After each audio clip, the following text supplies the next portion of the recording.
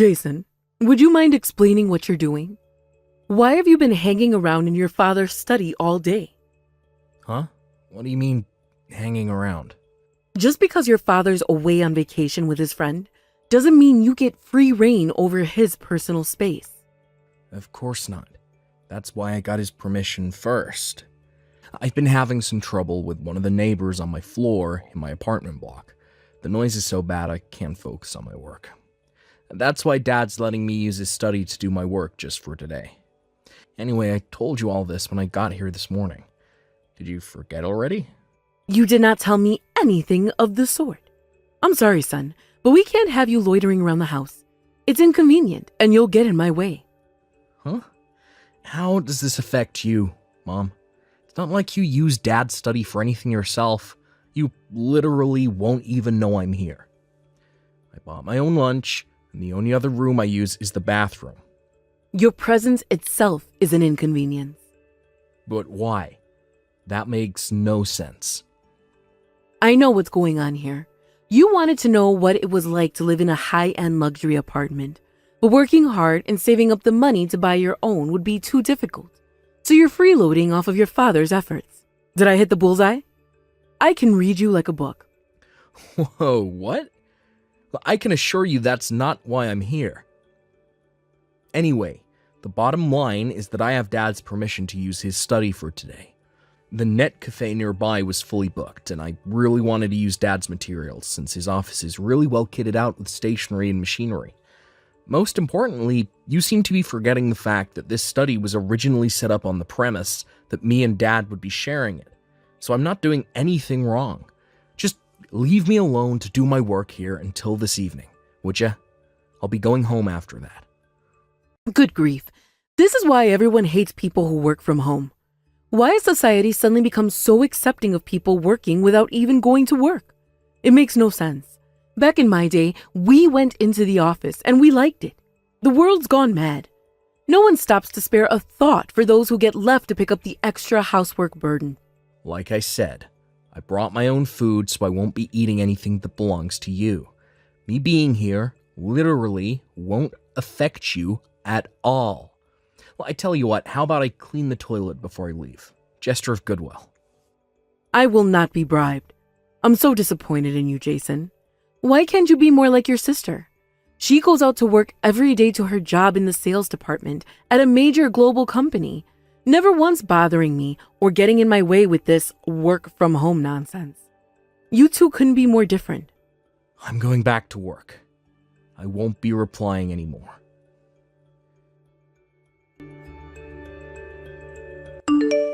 Jason, I've been doing some serious thinking, and I decided we don't need you anymore. Excuse me? First, regarding this apartment, which me, your father, and your wonderful sister Kelsey have been living in for the last 6 months. I know the official narrative is that you gave it to us as a present to celebrate your dad's retirement. But please, I want you to be honest with me on this. The truth is, your father bought this apartment with his pension, right? What the hell? How'd you reach that conclusion? Well, let's face it, an underachiever like you simply can't be capable of being successful enough in life to afford an apartment this nice. I assumed what happened is that your father felt sorry for you, so he kindly allowed you to take credit for buying the place. Now, you're using your web of lies as an excuse to boss me around and have free reign over our house. What you're doing is as obvious could be, and I can see right through you. Do you really believe that? If anyone's capable of it, it's you, Jason. What's that supposed to mean? Is this actually what you think of me? You constantly go out on dates despite not having a girlfriend. But I do have a girlfriend. Then, you pretend you started a company despite the fact you're the last person who'd ever have the intellect or balls to do something that bold. No, you're seriously dead wrong. The reason I was able to afford this apartment in the first place is because my company is doing so well. Then, there's what you did with your sister Kelsey. You lied about introducing one of your friends to her for a date. But I actually did that. Me and him go way back. He was one of my juniors in college. Well, if you did, why has she not still introduced them to me? Surely she's not just serious enough about him to introduce him to you and Dad yet? No way. Impossible. I simply refuse to accept that my precious Kelsey wouldn't introduce her boyfriend to me, her own mother. Which means I can only conclude that you're an arrogant show-off and a compulsive liar. I feel ashamed to call you my son. I never raised you to be like this. Actually, I think your baseless assumptions and prejudice are the problem here. I haven't lied about anything. Oh, look, there he goes again. More lies. There's no place for arrogant lying show-offs in this family. We'd be better off without you. I'm kicking you out. Never show your face at this house again. What the hell are you talking about, Mom? It was me who bought that apartment in the first place. Why would you ban me from coming? There he goes, trying to show off with his absurd lies again. Tell me, boy, are you capable of going 5 minutes without pretending you're more successful than you are? To think you're still persisting in your dishonesty, despite being in the midst of me taking you to task on it. No, you're just assuming I'm a liar based on absolutely nothing. Quit answering me back, boy. The bottom line is, I'm kicking you out of the family. As of right now, you are officially banned from entering this apartment. You're to leave the spare key we gave you in the mailbox. If you ever try to set foot in here again, there'll be hell to pay. Mark my words. God damn it. I can't believe this. Fine. You'll need a loan of $3,000 a month. Huh? $3,000? It's a luxury high-end apartment in the city center with a view overlooking the river, Mom. Surely you're not surprised it's expensive. You make a strong case. Okay, that's no problem at all. If someone like you, with no redeeming qualities whatsoever, and a financial situation worse than most homeless people, were able to get a loan for that much, then it'll be a walk in the park for me. Sure, let's go with that. Well, I know you won't listen to a word I say, so I'm going to let you believe what you want to for now. And sure thing, Mom. You'll have no issue getting a $3,000 per month loan. Bye. Hey, Kelsey. You home already? What's up, big bro? I was just doom scrolling Insta in my bedroom. What's up? Working tomorrow? Yep, it's a weekday, so I'll be working just like always.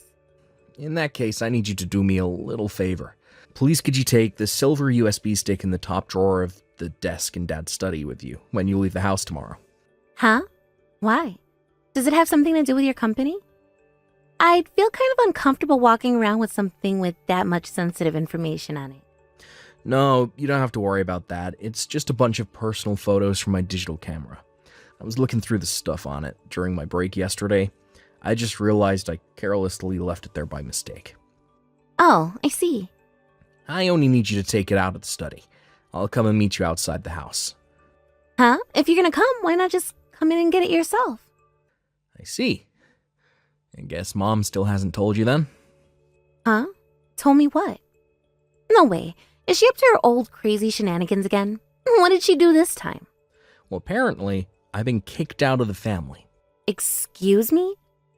According to Mom, I lied about being the one who bought that apartment, and it was actually paid for with Dad's pension.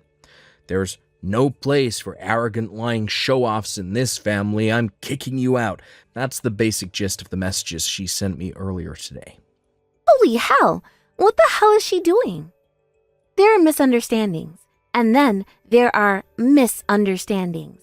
She really has no idea how wrong she is, huh? Did you tell Dad about this? Yep, he knows. He said he's gonna try talking to her when he gets back from his vacation tomorrow. I see. Still, what a pain in the butt. You did partly buy this apartment as a celebration present for Dad's retirement, but I know you were planning on making it the base of operations for your company, too. Right, I was still only in the preparation phase, but that was the plan. I was gonna kick things into gear in earnest when Dad got back from his vacation. Actually, when I messaged him, he said he had an idea. An idea? Could he mean what I think he means? If he does, I honestly think that's the way to go. It sucks that Mom forced his hand like this, but I guess it can't be helped. Damn. Would you look at the time? Look, I have a web meeting with the CEO of a Swedish donut company real soon, so gotta dash, sis. Time zone strict again. Good luck, Jason. No kidding. Thanks. Oh, As for the USB stick, could you meet me outside the house with it at around 7:15 a.m.? Sure, no problem. Thanks a bunch, sis. Look, you're the best. Sorry for the trouble. I'm counting on you. Don't sweat it. I'm happy I can help out. Good luck with your meeting. Thanks. Jason, Dad came home. He said he already spoke to you. Yep, he came straight to my apartment after he got back from his vacation. Right. He told me about what you talked about.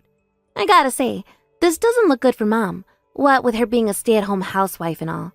I'm not sure she's in a very good situation to cope with what's about to hit her. I'm inclined to agree with you on that.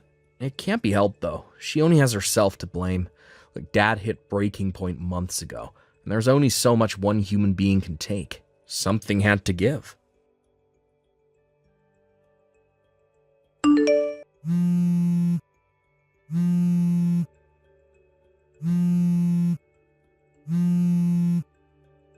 Jason, where the hell did you go? Why are you messaging me after all this time? I seem to recall you kicking me out of the family. Forget that. I went to your apartment and the neighbor told me you moved out last month. I need you to explain to me what's going on right this instant. Go on, I'm listening. Explain myself? What is there to explain? I wanted to move, so I moved. That's it. Well, tell me your new address then. I've decided we're going to live together.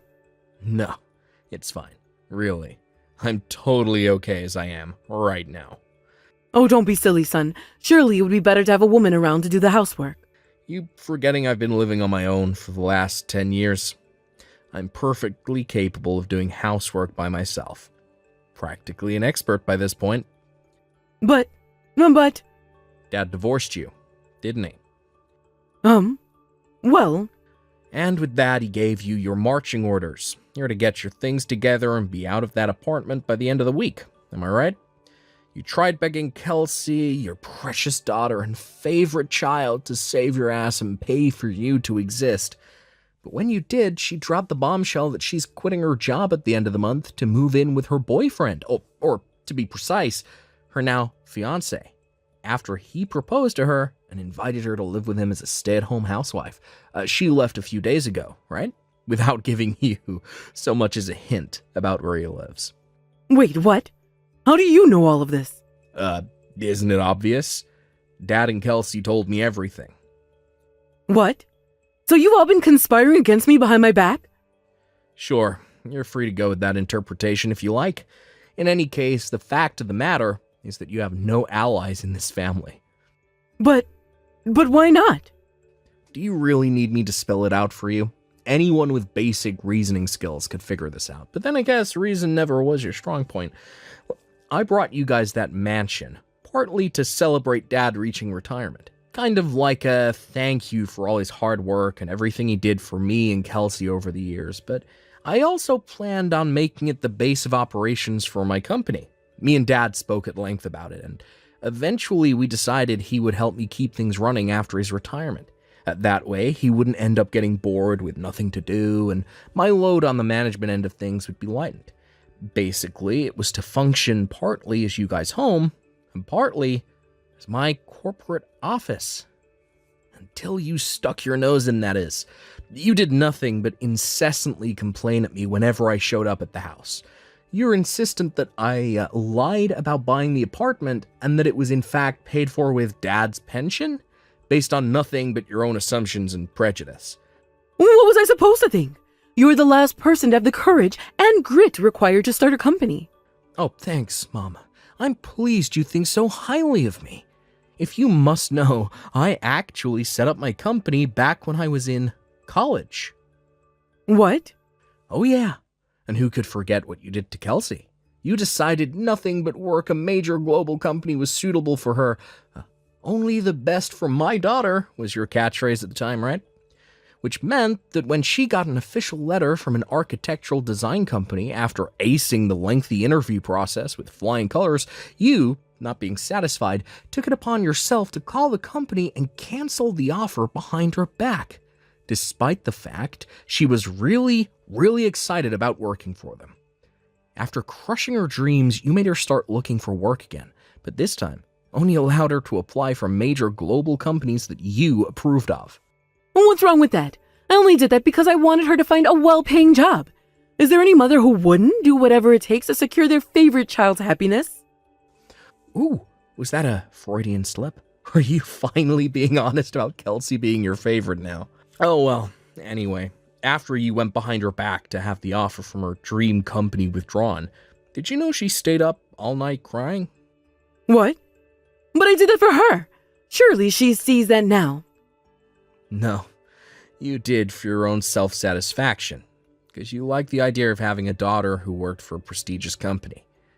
You are the most selfish person I've ever met. Is there anyone who would be happy in Kelsey's situation after what you did to her? You completely ignored her wishes at every turn. Selfish. Self-satisfaction. Then there was Dad.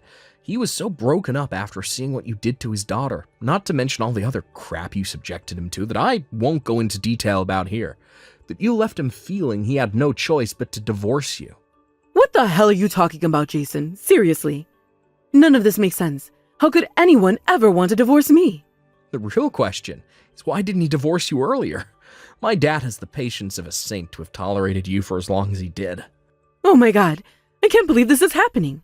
What did I do to deserve any of this? And more importantly, where am I supposed to go now? I'll be homeless. Didn't Dad arrange transport for you to go live with your mom and dad in Arkansas? I can't go back there. They're rednecks who live in the middle of nowhere. The only reason I married your dad in the first place was because he had a nice stable salary, which meant I could move in with him as a stay-at-home housewife to escape working on my parents' farm. I can't go back there. I'm serious. Me and your grandparents don't even get along. That's not my problem, Mom. If you're so desperate to avoid living with them, I suggest you find a job and earn enough money to rent out a place on your own. No, I don't want to do that. And just like I said, I've already decided to live with you. Allow me to politely refuse your offer. Why?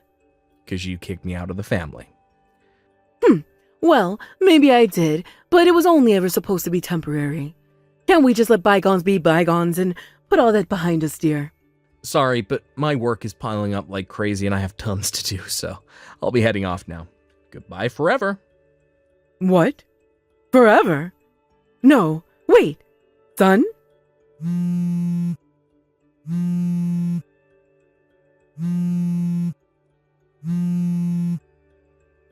Hurry up and give me your new address.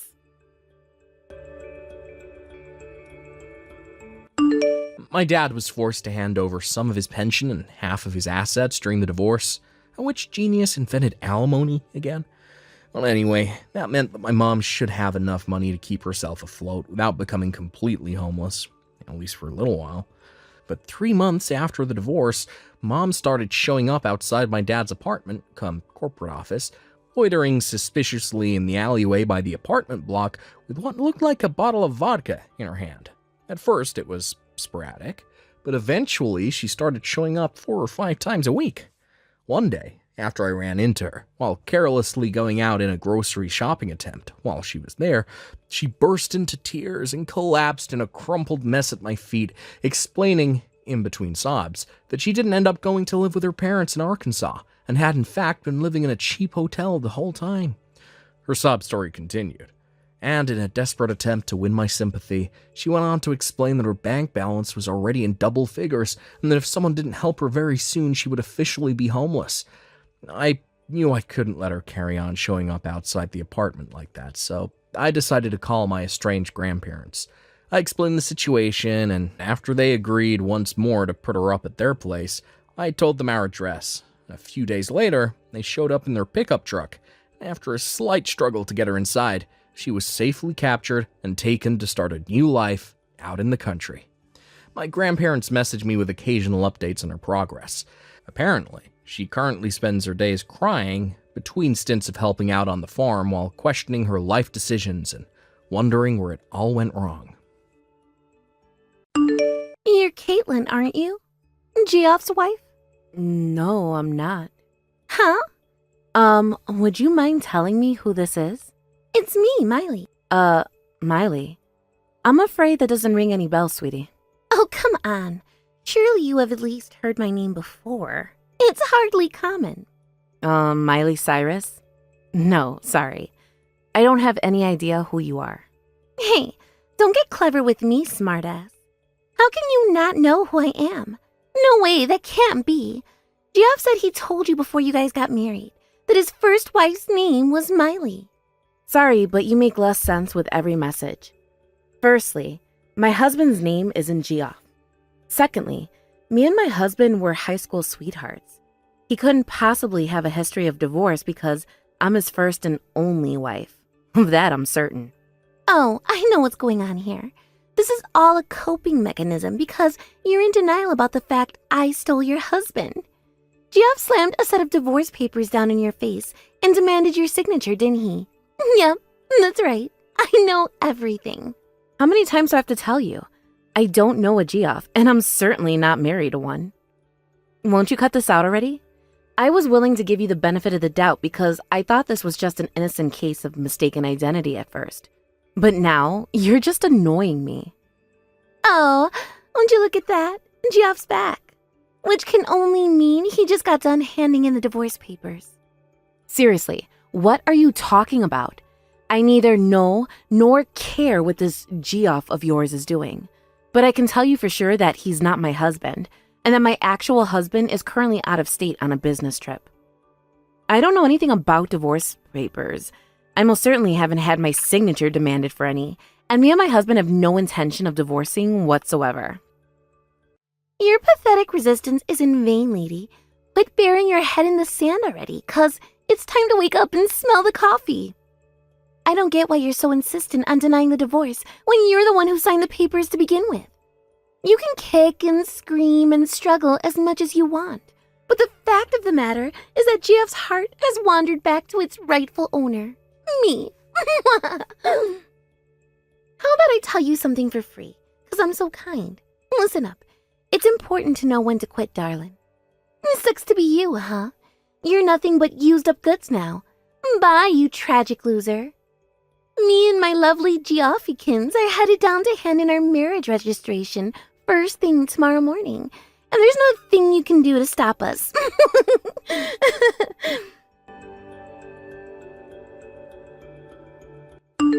Hello, Caitlin. You should know that Geoff just submitted our marriage registration papers.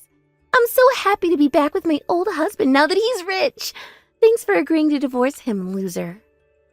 Are you seriously messaging me with this nonsense again? And what do you mean, now that he's rich? My husband is just a regular old cubicle worker who occasionally gets flown out to do business meetings. He's certainly not rich by any standard. Are you seriously still playing dumb? Stop it before my belly hurts from laughing again, Caitlin. Besides, what do you mean by my husband? I think you'll find Geoff is actually my husband now. Like I told you a million times already, I have no idea who Geoff is, and he's not, nor was he ever my husband. That's not my husband's name. Whatever. What do I care if you deny reality? Feel free to say whatever makes you feel better, darling. Me and Geoff rekindled our old flame and got remarried, and that's an undeniable fact. And guess what? Me and my big hunky stallion are going on our second honeymoon tomorrow.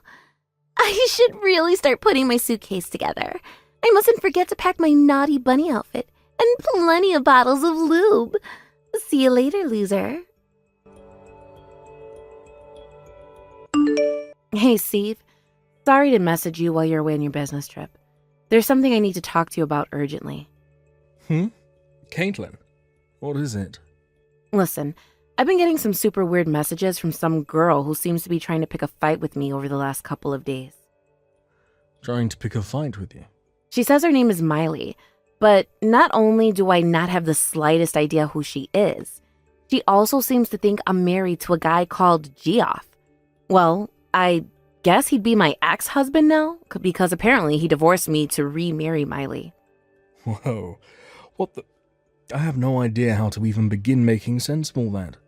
So who exactly is Miley claiming to be? She says she's Geoff's ex-wife and claims to have stolen him from me, his supposed second wife, by convincing him to divorce me. And then today, the two of them got remarried. I know it's complicated. And I don't expect you to fully understand because I don't either. But does that give you a rough gist of what's going on? Well, so basically, this couple, Miley and Jeff, were once married, got a divorce, and now they're married again. After Jeff and Miley got divorced the first time round, he married another woman. And Miley is convinced that other woman is you? Yep, you summarized it perfectly. That's what seems to be going on.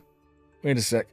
This is just a possibility, but do you think there's any chance? Well, do you think the Jeff she's talking about could be the Jeff we used to hang out with in college? Huh? Since when did we hang out with a Geoff in college? You know, tallest guy in the whole group. It was like Godzilla.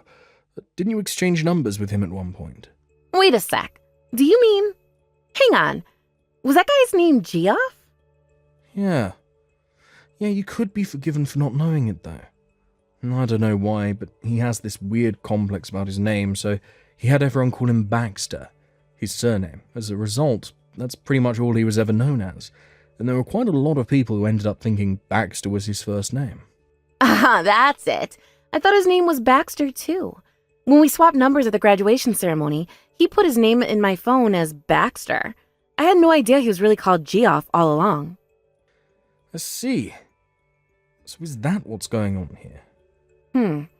Is there a possibility it could be him? I would have never hit on this if not for you, Steve, but to be honest, it's the only explanation I can think of. How about I try messaging him? I always did hang out with him more than you did back in college, so I guess he wouldn't find it that weird if I messaged him. He might have his guard up if you did it yourself. Right, you're right. Would you mind, babe? Sorry to trouble you with this. Sure thing. Oh, don't mention it. To be honest, I have an unusual amount of free time on my business trip this time around, so a good mystery to solve might have been just what I needed. I'll be in touch as soon as I know anything. Thanks, babe. You're the best. Hey, Caitlin. Sorry I kept you waiting. I'm on the train back home as we speak. I finally got a reply from Jeff. What did he say? Did you find anything out? You could say that. Your jaw's going to hit the floor when I tell you this. So, it turns out that Jeff was originally married to a woman named Miley at one point. But they ended up getting a divorce when he found out she was cheating on her with a local rapper called Tyrone, and he said he has zero intention of ever even speaking to her again, let alone patching things up or remarrying her. Wow. Just wow. He was astonished when I told him Miley had been messaging you. He theorized she could have gotten your number back when they were married when she was playing around with his phone. Apparently, she had a habit of doing that. He apologized profusely for getting you wrapped up in her crazy shenanigans. But then, he said something interesting.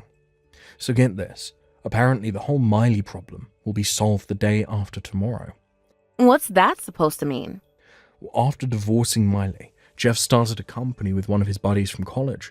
But according to him, ever since the company made it big time, and he became, in his own words, filthy rich, she's been following him around wherever he goes, like woman possessed. I don't know exactly what he plans on doing, but he said this whole problem will go away the day after tomorrow. Wait a sec. The day after tomorrow? She said that's when the two of them are planning on going on their second honeymoon. Do you think that could have something to do with it? I'm sorry, babe. I've got to get off the train in a sec, but I'll be home in just under 30 minutes.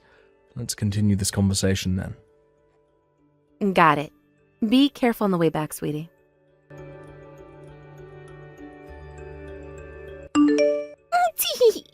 Today's the day me and my Geoff leave for our second honeymoon. Guess where we're going? My dream holiday destination, Hawaii.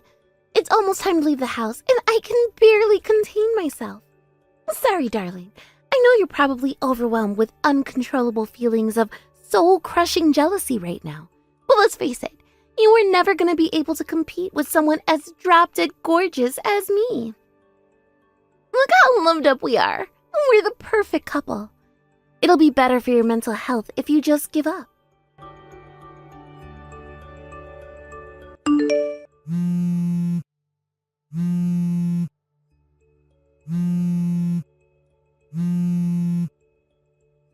Caitlin? What the heck is going on here? What did you do? You've got some explaining to do, woman. Oh my god, that photo you sent earlier. I'm so sorry, but when I saw that picture of Geoff, I burst into a fit of hysterical laughter so intense, I accidentally dropped my phone. What? Why? What's so damn funny? That photo. It's from back when you guys got married the first time around 3 years ago, right? Me and my husband did a video call with Geoff this morning. He has a small tattoo on his arm now. Isn't it strange how there doesn't seem to be one in the photo? Wait, what? A tattoo? Yep. You know how in fashion they are these days. Apparently, he got the inspiration for it when he went to Japan last year and saw a bunch of Yakuza dudes covered in them from head to toe. But there was no tattoo anywhere to be seen in your photo. Be honest, Miley, this whole thing was nothing but a sad little scheme of yours from the get-go, wasn't it? What you're doing is so ridiculous and absurd that I suspect you may be mentally deranged and in need of actual professional help. I burst out laughing so hard when I saw that picture that I dropped my phone. Thankfully, it landed on a cushion, so it's not damaged or anything. Hey, stop that! I know what you're doing. Don't try to change the subject. I just messaged Geoff to let him know I had arrived at the airport and was super excited about our romantic honeymoon vacation to Hawaii. But he said he wasn't flying to Hawaii, but that he was going to Europe where his wife's waiting for him. What the hell is going on here? Nothing makes sense anymore. Did you guys secretly stay married when he told me you were divorcing? How many times are you going to make me say it, Miley? Geoff is not my husband. But Geoff himself told me, you moron, that his second wife's name was Caitlin. Yeah, about that. You were being so terrifyingly persistent with your demands for Geoff to tell you a second wife's name that he deemed it dangerous for him to reveal any genuine information. So he decided to fool you with a fake name, the main character from a novel he happened to be reading at the time. But in an unfortunate stroke of bad luck, that name happened to be exactly the same as mine, his old friend from college. Huh? His old friend from college? He only ever went by his surname back then, so I had no recollection of him ever being called Geoff, which is why I didn't even realize it was him you were talking about until my husband, who went to the same college as we did, pointed out the possibility. What? What? Wait, I need to read through your messages one more time. Geoff's number one priority is to protect his actual wife at all costs, which is why, while dealing with you with a strategy of subtle evasion and avoidance, he decided to send her to their new house in Europe, a step ahead of him just to be safe. Wait a sec. Hang on. There's something that doesn't make sense. What about the divorce papers and the marriage registration documents? Since I haven't actually seen any of your private exchanges, or indeed the documents themselves, I can only comment based on what Geoff himself told me during our video call this morning. But regarding your divorce, he said that you did nothing but beg, plead, whine, and wail while clinging to him desperately for a second chance. As for the divorce papers, supposedly to divorce me, and the marriage registration papers, supposedly to remarry you, his guess is that you made a misunderstanding while you were out stalking him because you saw him near the county clerk's office when he was grocery shopping at the supermarket next door. As for the marriage registration papers you left in his mailbox, he shredded them immediately. What?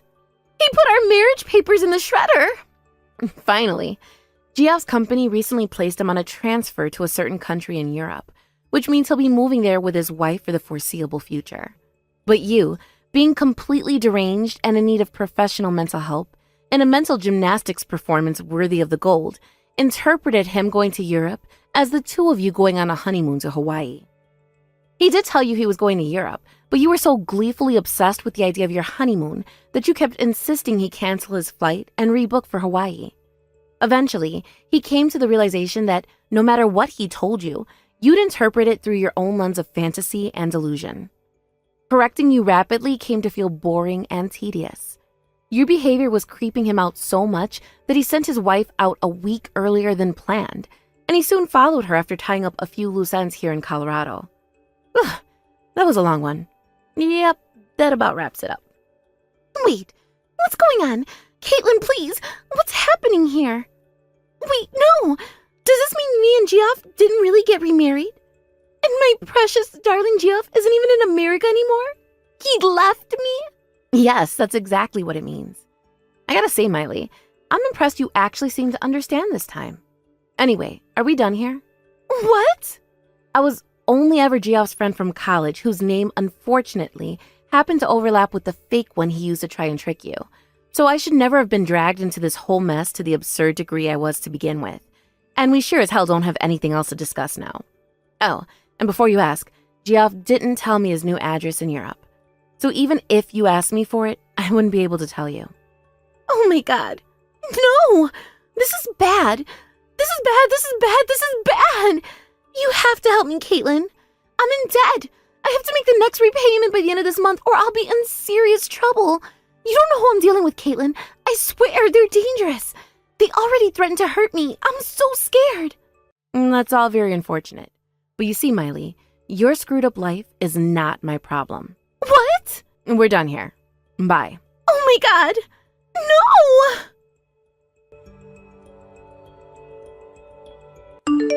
It turned out Geoff was already aware of the debt Miley mentioned at the end there. Apparently, it came from the time a judge ordered that she pay damages after getting into a serious car accident while driving uninsured. Her savings didn't cover it, so she had no choice but to go into debt. Instead of actually working to pay it off herself, she decided to try and worm her way back into her ex-husband Geoff's good books, whom she discovered was now extremely wealthy after reading an article that featured him, called Up-and-Coming Hotshot CEOs in a magazine. As for what happened later on, Miley, who still hadn't given up on the idea of remarrying her old flame, showed up at his parents' place in a desperate bid to track him down after he left for Europe. She kicked down their front door and interrupted the residents' afternoon coffee when she barged her way into the living room and growled, "Give me Geoff's address. Help me win him back," in a deep, menacing tone while frothing at the mouth like a rabid dog. I say the residents because Geoff's parents had already moved out a long time ago. In a hilarious irony, Miley was ordered to pay damages yet again, and with that, her already absurdly high levels of debt inflated to levels previously unimaginable. My sources tell me she was last sighted being bundled into the trunk of a black car by a bunch of heavily tattooed bald guys in leather jackets. Well, this is the police. This should be Bryson Withers' phone number, correct? Excuse me? Have the police in this area started using text message to talk with people now? Is there a problem with the way you're being approached by us? Well, this is the first time I've ever heard about the police doing this sort of thing. Nothing in the news or anything has talked about the police starting to text people they find to be suspects in a case. Unless this is some sort of new tactic that your department has developed, which in that case makes all of this even more odd to a man like myself. I'm sure someone like you would have never heard anything about this. But recently, the police force here has started to update all their methods for reaching out to suspects, one such way as through text. It's a more hands-off approach, allows for there to be less of a chance that an officer or the suspect gets harmed. Being that we are the police, it's not difficult for us to get people's phone numbers. That's very interesting. I'll have to look into all of that at a later date then. So now, why would the police be reaching out to me right now, over text? Well, Bryson, I'll give you the reason for why I'm talking with you now. It was a victim's report about a fraud case you're a part of, and in that report they say they had been scammed by you, so you're going to need to pay $50,000 as settlement to them. And that's why I've gotten in touch with you. Excuse me? So what you're saying is that I'm being blamed for committing a crime, a scam, on someone, and will now need to pay a settlement for it? As far as we're aware, there will be no court hearing for this case, as you've already been proven to be the scammer. And what you've done had been made clear to us in the victim's report. I'm sorry, but I've never scammed anyone, or committed any sort of fraud. So then this could mean you were acting on another's behalf, not knowing you were committing a crime. Perhaps when you committed the scam you were under the influence, don't recall your actions. That can't be. I have never consumed enough alcohol before to make me blackout drunk. It is known that when people become that inebriated, they'll usually not remember any of the moments leading up to it. Look, I'm sorry, but that is not going to be enough to make you innocent in this case. But when it comes to things like committing fraudulent activity, the suspect must have been aware of what they were doing when committing the crime, or else it cannot be considered a purposeful crime, right? So what you're saying is the scam was an accident? Let me ask you something. There are many types of scams and frauds in this world. So, could you please explain to me in a little bit more detail what kind of scam the victim is saying I committed? Do you know what a badger game is, by any chance? Well, sort of. Isn't that a scam which targets men primarily? Where a man and a woman will target a man by having the woman approach him and start to perform sexual acts with him. And just before things become too physical, the man will take a picture of the two or video and use that as blackmail while threatening the victim to pay up or else he'll take legal action. And that's what a badger game is, right? You seem to have the description of that form of scam spot on. Thanks? That makes this all the more troubling to me. I'm not sure why it does. I don't ever remember committing a crime like that. And had I, things would be a whole lot more serious in my case. But from what I've read in this victim's report, you are the man that committed the crime, and you will have to pay for it. I think it's best that you just come forward about things and pay the victim their $50,000 that they've asked for, before we have to escalate things any further. If you are able to pay that settlement off right now, then there will be no criminal record made in your case, and you can go right back to the life you'd been living before. So really, $50,000 is pretty cheap for something like a clean record, right? Could you give me some time to think about this?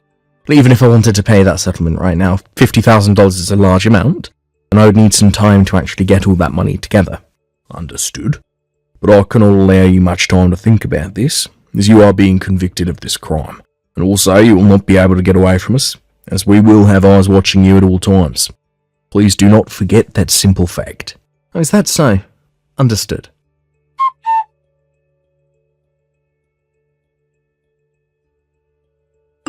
Bryson, sorry it's been so long since I've last talked with you. And I'm sorry for showing up out of the blue again. But I have something very important to talk with you about. Are you able to chat for a few seconds? I have to make this quick anyway, so please allow me a little bit of your time. Long time no see, Chloe. What's happened to you? I know that this is going to be right out of left field for you, so I'm very sorry. What? What's going on right now? I was threatened by him. What? Threatened by who? Actually, this all started to happen because of what I did. I went and cheated, stabbing my husband in the back, and that's what led to this. What? I understand that what I did was very wrong, but I didn't know what to do about it, and I still don't know. And now I've gotten myself all caught up in something far worse than the problems I originally had, and it's scary for me, so much that I can't move. I need a professional like you to help me. Chloe, could you please calm down for me first? Please take 3 deep breaths for me, please, and let your heart slow down. Okay. I'm beginning to calm down a little. Are you able to speak to me more calmly now? I should be able to. I want to talk about everything so that I can feel a little bit better. Alright then. Now this could all be wrong on my part, but did you make me the target of some kind of scam? What? How do you know? Well, just a little bit ago I got some text from a man claiming he was part of the police. Already? No, I knew something was up with the whole situation, so I played it out like I was going to believe him, then ended the conversation for a bit. I'm sorry. I didn't think he would already be starting to cause you problems. So you knew this was going to happen? Yes. Actually, originally the real target was going to be my husband, your little brother. My little brother? He started to tell me about how crazy it was that someone like my husband could get money from the both of us just because we had an affair. But I just couldn't bear the thought of getting my husband caught up in a scam like that. And I knew that me cheating would be heard about by everyone eventually, so I went and changed my husband's contact info with yours in my phone and told him. His name's Chase, by the way, and he was the man I'd been sleeping with. But I'm sure he didn't say anything more to you besides that he was the police. I see. So that's what led to all of this. Can you tell me, have you ever participated in any other scams with that Chase guy before? Or is this your first time? This is my first time, because he forced me to help him commit it. He threatened me to. Have you talked with my little brother about what's all happened yet? I was planning to talk with him about it tonight when he got back home from work. Tonight? He had actually been gone for some time on a business trip, so, well, I'm sure he's not going to want to hear about all of this when he gets home. But I have to tell him the whole truth. This is what I get for being unfaithful. Understood. I believe that you'll do just that then. There are still some things I'd really like to learn about this situation from you, but I'm not the one in charge here. That's right. I'm sorry about this. No, you don't have to worry about it. I happen to work with someone who can handle this sort of thing for you, so I'll go and have a chat with him right now. There is going to be a lot of work that needs to be done here, and so this is going to take some time. Please just sit tight and wait for one of us to get back to you. Okay, I'll be ready for whatever has to happen.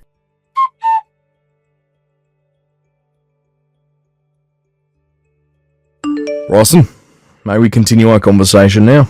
If you do not hurry up and get that money transferred over to the victim soon, we're going to have to come and arrest you. Do you understand, Rawson? By not replying to me right now, you're making things really difficult for your future self. The law will not go easy on you for not abiding. Anyway, like I said to you earlier, we have eyes on you, so there's no way for you to get away. Please just come forward, pay off this settlement.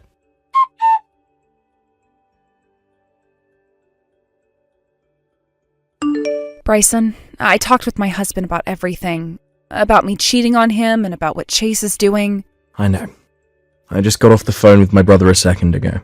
And from what I hear, you guys are planning on handing in your divorce papers later, right? That's right. Actually, we already handed them in today. And the plan is for me to pay him a settlement later on as well.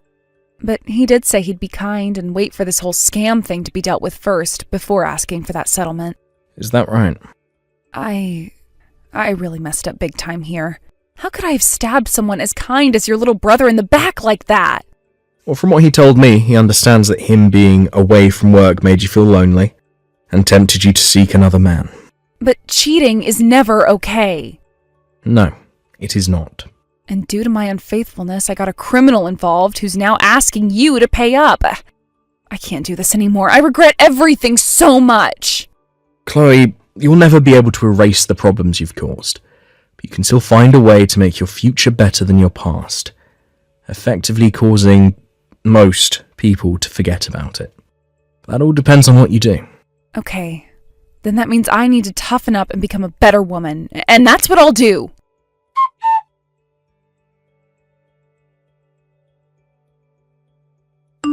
Alright, Bryson, things are not going to look good for you pretty soon here. If you don't come forward and pay that settlement, you're going to get a criminal record. Do you understand what I'm saying here? From what I've learned, you once worked for a very large firm as an office worker, right? I'm sure, being the man that you are now, you should have more than enough money to pay this little settlement off. It's only $50,000, right? And if for some reason you're not able to pay this off, then your only option is borrowing the money to pay up.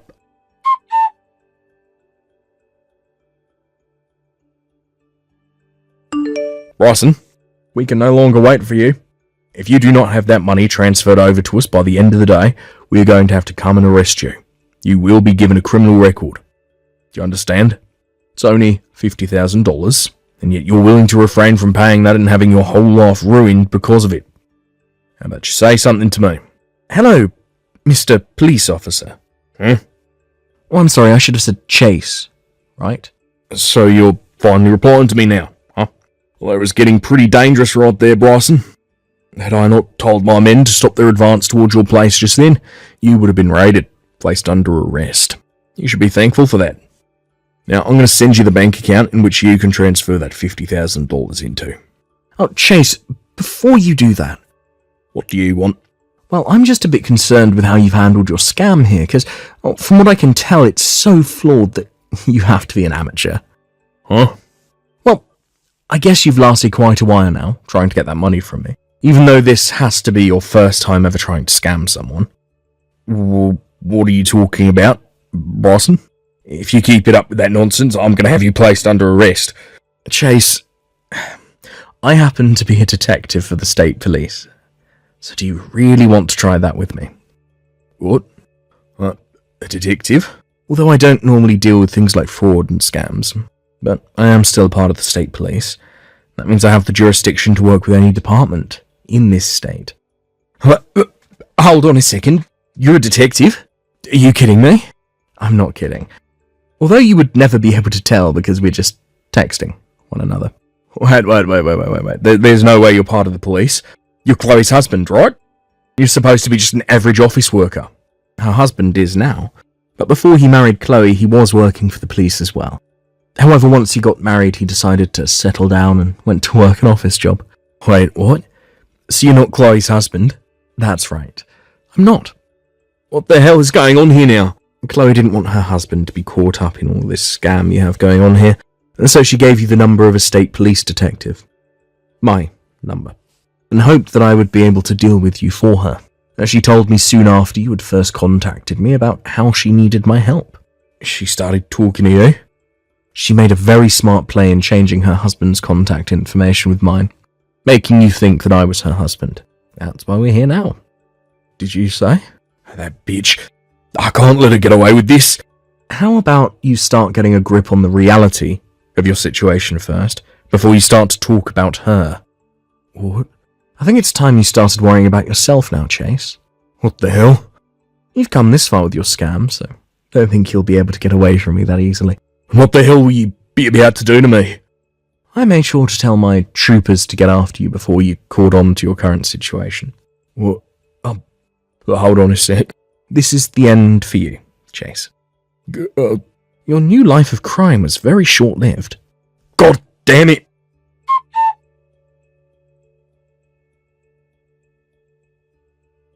Right after I told him what was going to happen, he made a run for it out of his apartment front door. But we were one step ahead of him, and both the state police and city police had his place surrounded. He was able to make it past 2 of the officers and got on his bike to make a getaway. However, the officers also brought a K9 unit with them, and that dog made a mess of Chase. He tried to wrestle the dog off of him, but this only made the dog bite harder and deeper, which really got him screaming. But because he was still moving around and making it hard for the police officers to get to him, the K9 handler called his dog away, and they tasered Chase. After the taser had been deployed, he was pretty much out of juice. But this didn't stop the dog from slipping loose and getting a few more bites in on him, completely ending Chase's reign of terror. After the dog was taken off of him and cuffs were placed on, he looked like a bloody mess and had to be taken to the hospital in order to have all the dog bites stitched up. There, he would spend a day getting all 319 stitches that he would need, and after the work was done, he was taken to the local police station. And after a very brief questioning and a quick trial at the courthouse, he was taken away by the police with plenty of charges. As of right now, though, Chase is locked away in a state penitentiary, where he will be serving 3 years. Oh, did I forget to say that it wasn't him trying to scam me that landed him there? Because the main reason was due to him pushing one of the officers over in his getaway, which was seen as assault on an officer. Had he not done that, he would have been a lot better off and might have even gotten off on parole instead. As for my little brother's ex-wife, Chloe, she was able to prove that she was forced to give my information away to Chase and therefore was not arrested for her actions. However, she still had to deal with the settlement to her ex-husband, and once she had paid that off, she returned back to her parents' house. Now, she stopped by my office on her way home and thanked me for getting rid of Chase, and said that while she was with her parents, she had worked really hard on turning her behavior around for good. Hey, Tony. It's finally going to be time to meet my parents tomorrow. Are you mentally prepared? Well, I'd like to think I'm prepared. But didn't your dad used to be a boxer? Sure he did, but that's ancient history now, and it's not like he ever won any titles or anything, and he only ever fought in the amateur leagues. Oh, but still, he knows how to throw a punch. Being a man is about fighting it out with your fists. That was his motto, right? Yeah, I guess he always was kind of a meathead. I guess if I was to say you should be careful about anything, it'd be that. Still, he's not the kind of guy to put his hands on someone without any fighting experience. So I really don't think you have anything to worry about. Well, I'm pleased to hear that. I can't believe we're already engaged and I'm only just now meeting your parents. I'm doing my best to take my mind off it, but I just can't seem to get my nerves under control. I guess it can't be helped. Pull yourself together, Tony. You're the CEO of the biggest washing machine manufacturers on the East Coast. Wonderful Washing Machines wouldn't be half the company it is without your tenacious, can-do attitude, and that's a fact. Remember how bold and confident you always are at work? Just tap into that and you'll breeze it. Well, I guess you're right, but how to put it? Whenever I'm at work, it's like I have my war switch turned on. The industry's full of naysayers and detractors, right? Remember how doubtful everyone was about my suitability for the job when I got my promotion because of how young I am? I guess you could call my over-the-top balls-to-the-wall charisma a survival tactic. There's nothing wrong with that, baby. If it works, it works. You're the kind of guy who produces the goods when push comes to shove. In your entire life, has there ever been a situation you couldn't navigate? Nope, I didn't think so. You'll be fine tomorrow too. Trust me. You're right. And whether I worry about it or not, tomorrow is happening, and that ain't gonna change. Screw it, I'm going all in, all or nothing. Hey, chill out, babe. It's not a military operation. Promise me you won't charge my parents or do anything crazy, okay? Oh, alright, I'm gonna figuratively crush it tomorrow by maintaining a cool air of confidence while being polite and respecting social norms. How's that? Perfect. Looks like you're already back to your old self. You really think so? No doubt about it. All right, well, see you tomorrow. Yeah, see you then.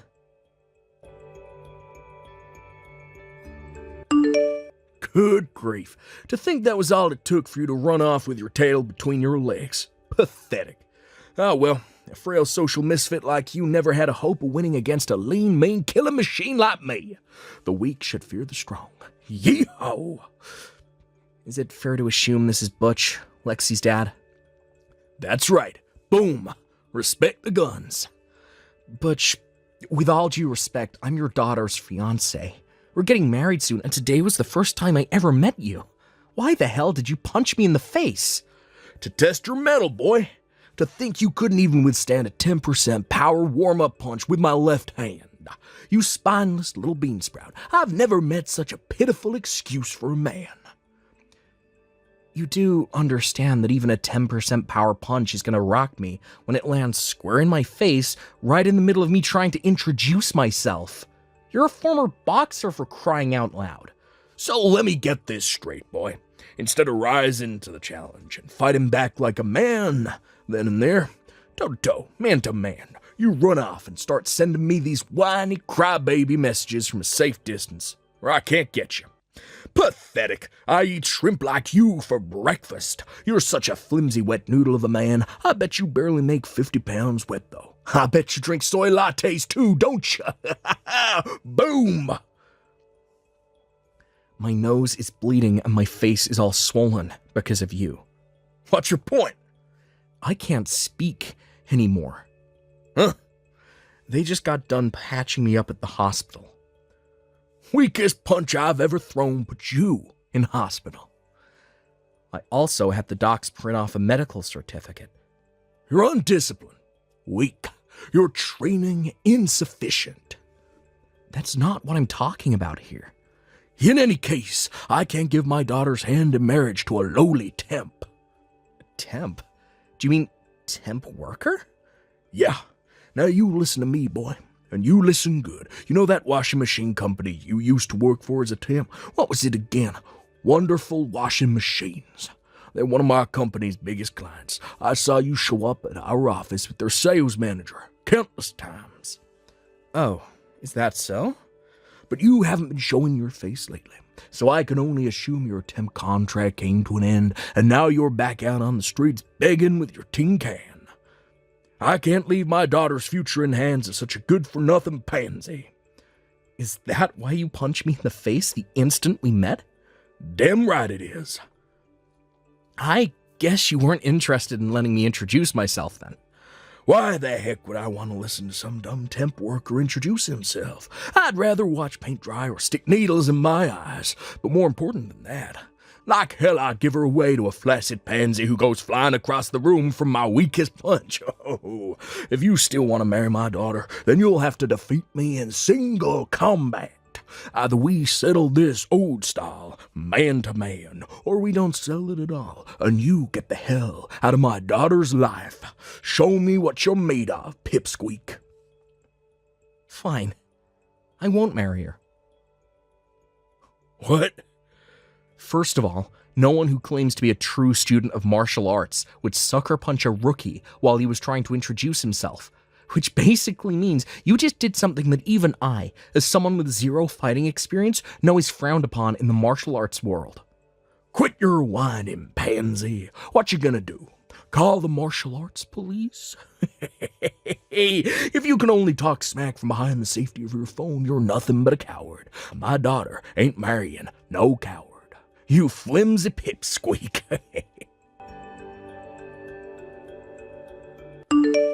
Tony, are you okay?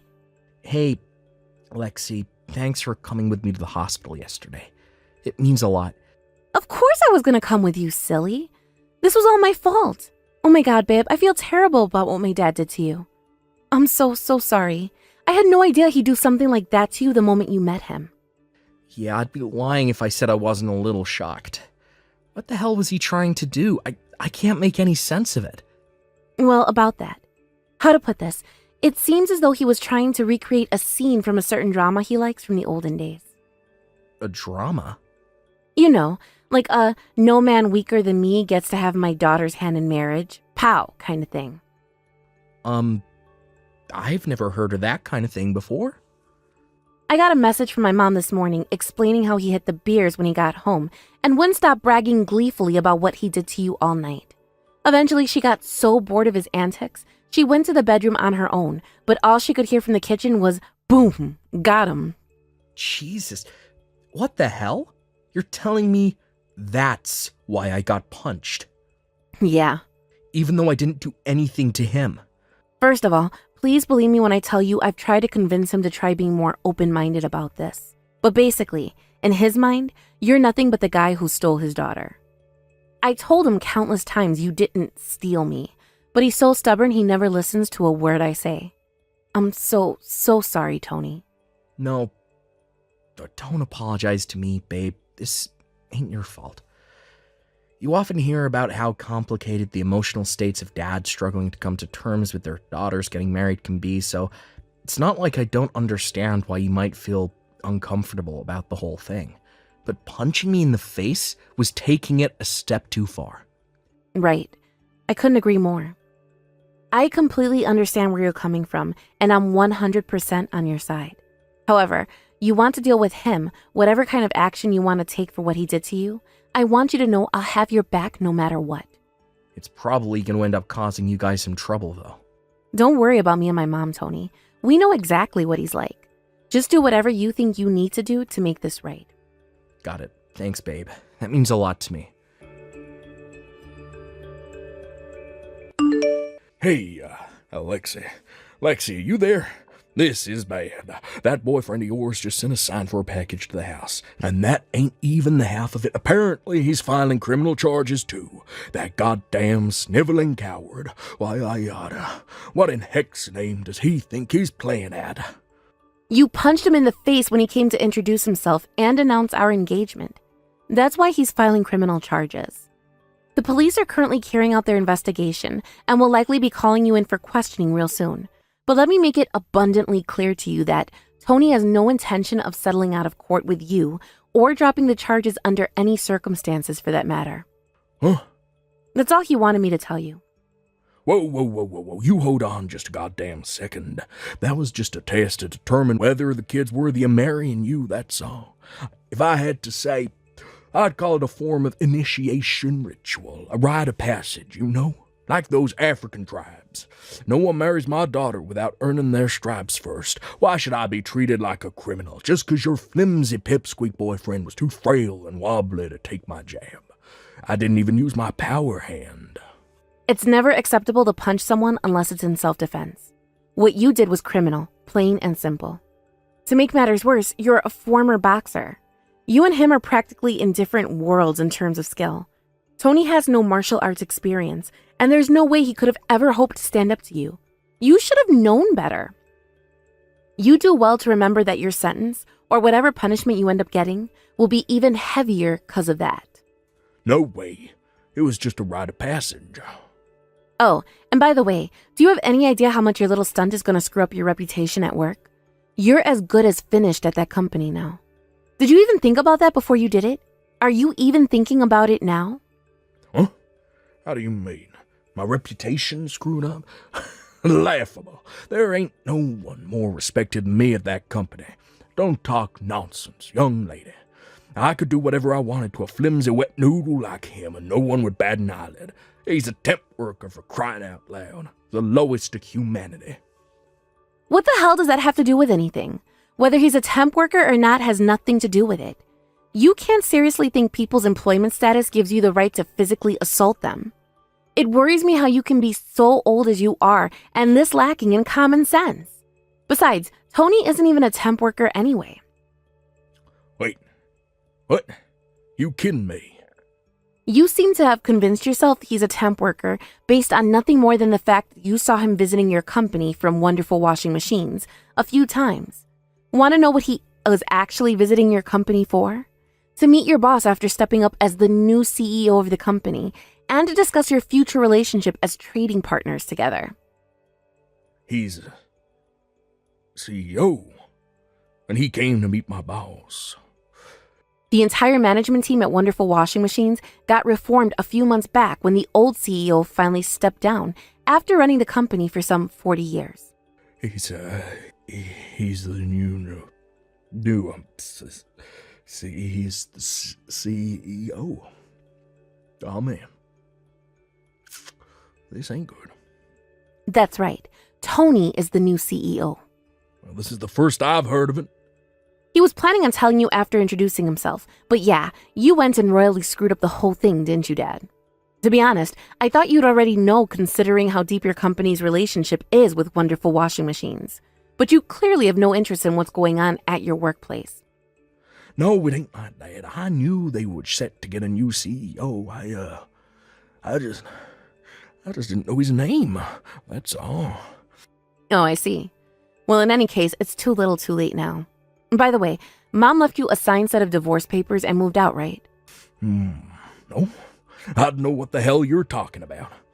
Why even bother trying to hide it? It's not going to change anything. She told me everything.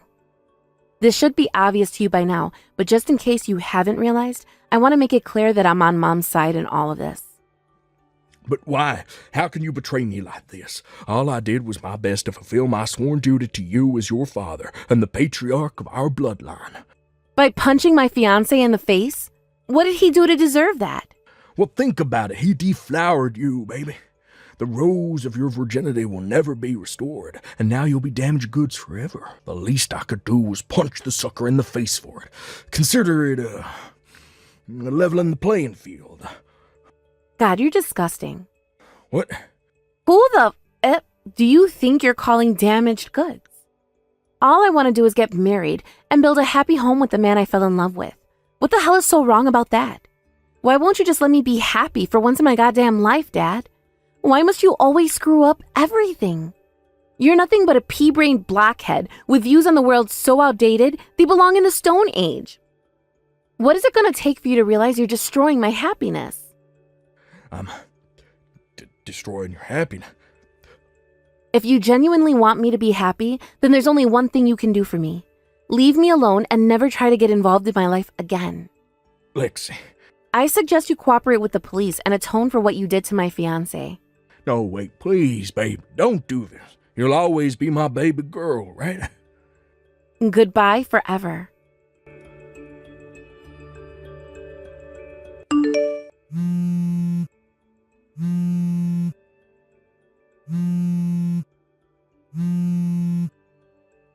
Tony, I'm begging you, kid. You gotta drop the charges. Please persuade Lexi and my wife to change their minds. I'm begging you here. It's looking like my company are gonna fire me too, damn. Please, kid, I'm serious. You gotta help me out here.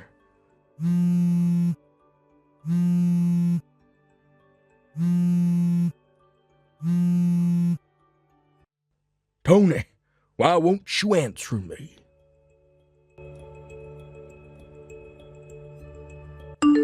Lexi? I haven't seen you much lately. Did I do something wrong? I knew it. Are you upset about me filing charges with the cops against your dad? Huh, Tony? Lexi, do you hate me now? Wait, no, it's not like that. I think you did the right thing. Then why have you been avoiding me? I haven't been avoiding you. It's complicated, Tony. Think about it. I'm the daughter of the man who punched you in the face. I'm your attacker's daughter. No matter which way you look at it, I'm not suitable for you. I'm not worthy of you, Tony. You deserve someone better than me. Wow, so that's why you haven't been talking to me? Jeez, Lexi. I mean, of course I couldn't. No.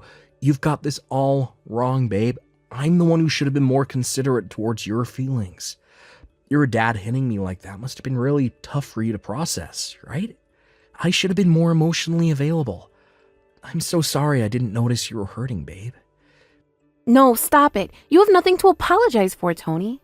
In that case, let me ask you one more time. Lexi, will you marry me? Tony?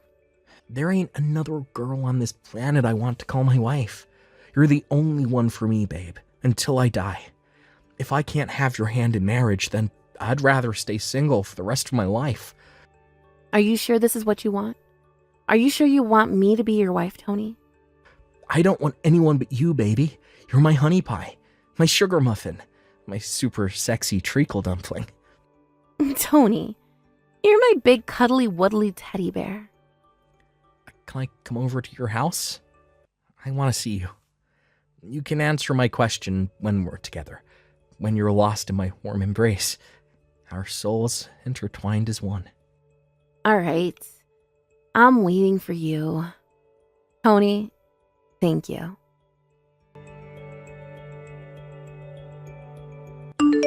I already knew what the answer was going to be, but I wanted to hear it in person. So with that, I made my way to Lexi's house straight away. After that, we immediately began living together. Lexi's mom currently enjoying her newly single life after the divorce. She lives in the same neighborhood as me and Lexi, and she's surrounded by the warmth and loving support of her family, friends, and neighbors. Lexi's dad, Butch, on the other hand, he was disowned by his daughter, divorced by his wife, and fired from his job. Not only that, but he also got slapped with a criminal record for what he did to me on that fateful day. What's more, apparently he flipped out and resisted arrest when the cops came to take him in, which meant he got hit with an additional charge of interference with a public servant in the execution of their duties. It must have been at that point he realized the sheer unparalleled stupidity of his actions. I was so surprised when he sent me a letter of apology through his lawyer that my jaw almost hit the floor. But whether the day will come when we actually end up making peace depends entirely how he chooses to proceed from here on out. My main focus now is enjoying my new life, happily married to the most beautiful, pure-hearted girl in the world, while watching her over with warmth and affection.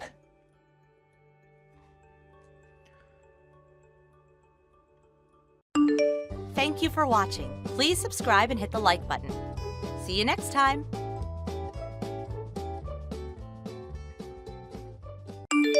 Lily, when are you coming here for Christmas? Good evening, Evelyn. I'm planning to come on December 24th, sometime around 1 or 2 in the afternoon. Oh, I see. But can't you come a little earlier? There's so much to do at the end of the year. Even though you're my younger son's wife, you still need to take responsibility for your role as the first son's wife, especially since Sam is still single. You can't expect to relax just because it's still 2 months away. This is a time-sensitive matter. You should have been planning ahead. I'm sorry, Evelyn. My last day working is on the 23rd. That day is the official end of the year for my company, and I also have to finish up some handovers for my team. Oh, that's right. I completely forgot that you're retiring at the end of the year. Yes, that's correct. The retirement process has taken up a lot of my time, so I won't be able to arrive earlier. That's why I'll come home on the 24th, so I hope you can understand and bear with me. Well, I'll let it slide this time. However, I'm still curious. Does this mean Jacob is coming home before you? His company always finishes up on the 22nd, right? Did Jacob not tell you about that? What do you mean? Jacob got a transfer order and his work schedule has changed. He's been caught up with the preparations for the move, and unfortunately it's affecting his plans for the end of the year. Oh, really? That's rather sudden. Yes. Apparently a vacancy opened up in a very important position at his new posting, and Jacob was selected to fill that role. He's been frantically preparing to take over and complete all the handovers before the year ends. He's really swamped with work right now. An important position? Oh, that sounds like a promotion. So did he get a raise in his salary as well? Yes, exactly. He did get a promotion, which means his responsibilities have increased significantly. His salary should also have gone up to reflect the new role. So with this promotion, his salary is increased as well? You must be very proud of him. Yes, definitely. But to be honest, the reason you haven't heard from Jacob yet is probably because he's been so busy. He's trying to juggle everything at once, and I think he hasn't had the time or energy to contact you, especially with the move and the new position. That's why he won't be able to make it back this time. Oh my, I see. Well, that's excellent news. With Jacob's promotion, not only will Sam's future be more secure, but our retirement plans are looking even better. It seems like everything is falling into place for us. I'm glad to hear that Jacob is doing well professionally. As for his delay in notifying me, I'll overlook it just this once. Thank you for your understanding. But you should still remember that there are things left for you to take care of. Don't think I've forgotten about the tasks you're supposed to complete. I don't want to hear any excuses about running out of time or leaving things unfinished when Christmas Day arrives, okay? I understand. I'll make sure everything is done. Could you kindly remind me again of the tasks assigned to me? Of course. First, you need to clean all the rooms on the second floor. Then you need to clean around the kitchen sink area, the bathroom, and the toilet. Afterward, you'll be responsible for preparing dinner for the family. Got it. I will make sure to come early on the 24th to get everything in order. I'll make sure to get started right away so everything is ready for the Christmas day. That's what I expect. Don't make excuses about not having enough time. You know how busy things can get around the holidays, so you need to manage your time well. It's important to have everything ready, especially since the family will be here to celebrate. I'm sure Jacob will appreciate the effort. I completely understand. I'll be sure to stay on top of things. It's just that with the retirement and everything, I feel a bit overwhelmed at times, but I will manage. I won't let anything fall through the cracks. Well, I understand that you've been going through a lot with the retirement, but this is something that has to be done. You know how important it is to keep up the family traditions, and Jacob's promotion just adds more to the significance of this year's holiday. We want to celebrate properly, so everything must be perfect. Yes, I completely agree. I will do my best to ensure everything is done well so that the family can enjoy the Christmas together. It's an important time, and I want to make sure everyone is happy. That's the right attitude. I'm glad you understand. But you also need to remember that the tasks I've assigned to you should be completed with care. This is a time to show your dedication to the family and your role as part of it. Even if you're retiring, you still have responsibilities, and I expect them to be taken seriously. Of course I take my responsibilities seriously. I won't let anyone down, especially not Jacob and the family. I understand the importance of Christmas time, and I want everything to be perfect. I'm glad to hear that. We'll need all hands on deck to make this a memorable and successful holiday.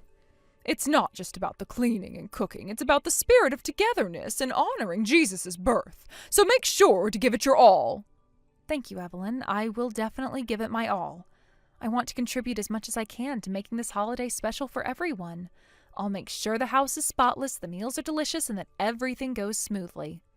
Good. I'm sure Jacob will appreciate everything you do, and he'll be proud of how well everything turns out. I know he's been under a lot of pressure with his new position, but with your help, we'll make sure this holiday is one to remember. I'm counting on you, Lily. Thank you for trusting me, Evelyn. I won't let you down.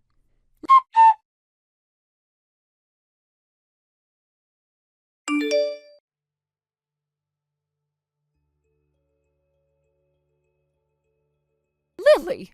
When I woke up, you were already gone. Where on earth are you wandering around so early in the morning? You were supposed to stay home, Lily. Come back right now. Merry Christmas, Evelyn. What are you talking about? You left everything half-finished without completing what I asked you to do. I finished everything you asked me to do. No, you didn't. You didn't make dinner. Did you not check the plastic box I left for you? What are you saying? You've been in the kitchen cooking? The only thing I saw was you preparing yesterday's meal and making the cake. The dinner is already in the refrigerator. What? In the refrigerator? I realized that doing everything on the 24th would be too much, so I decided to make the meal at my house and bring it over instead. I checked the refrigerator just now. Lily, do you think this is enough food? What do you mean? I thought it would be enough. It's enough for 3 people, right? What? What are you talking about? It's Christmas with 5 people. There's me, my husband, Sam, Jacob, and you. That's 5 people. Well, if you and Jacob aren't coming, I guess it's fine. Oh, right. When is Jacob coming back for the holidays? He has to give Sam his Christmas gift again, you know. I think $2,000 should be appropriate. When he comes here, whether in cash or through a transfer, I expect $2,000. You should let Jacob know. Also, my husband and I were planning a resort trip next month, and we could use about $1,000 for that. Jacob won't be able to come home this year. What? Why?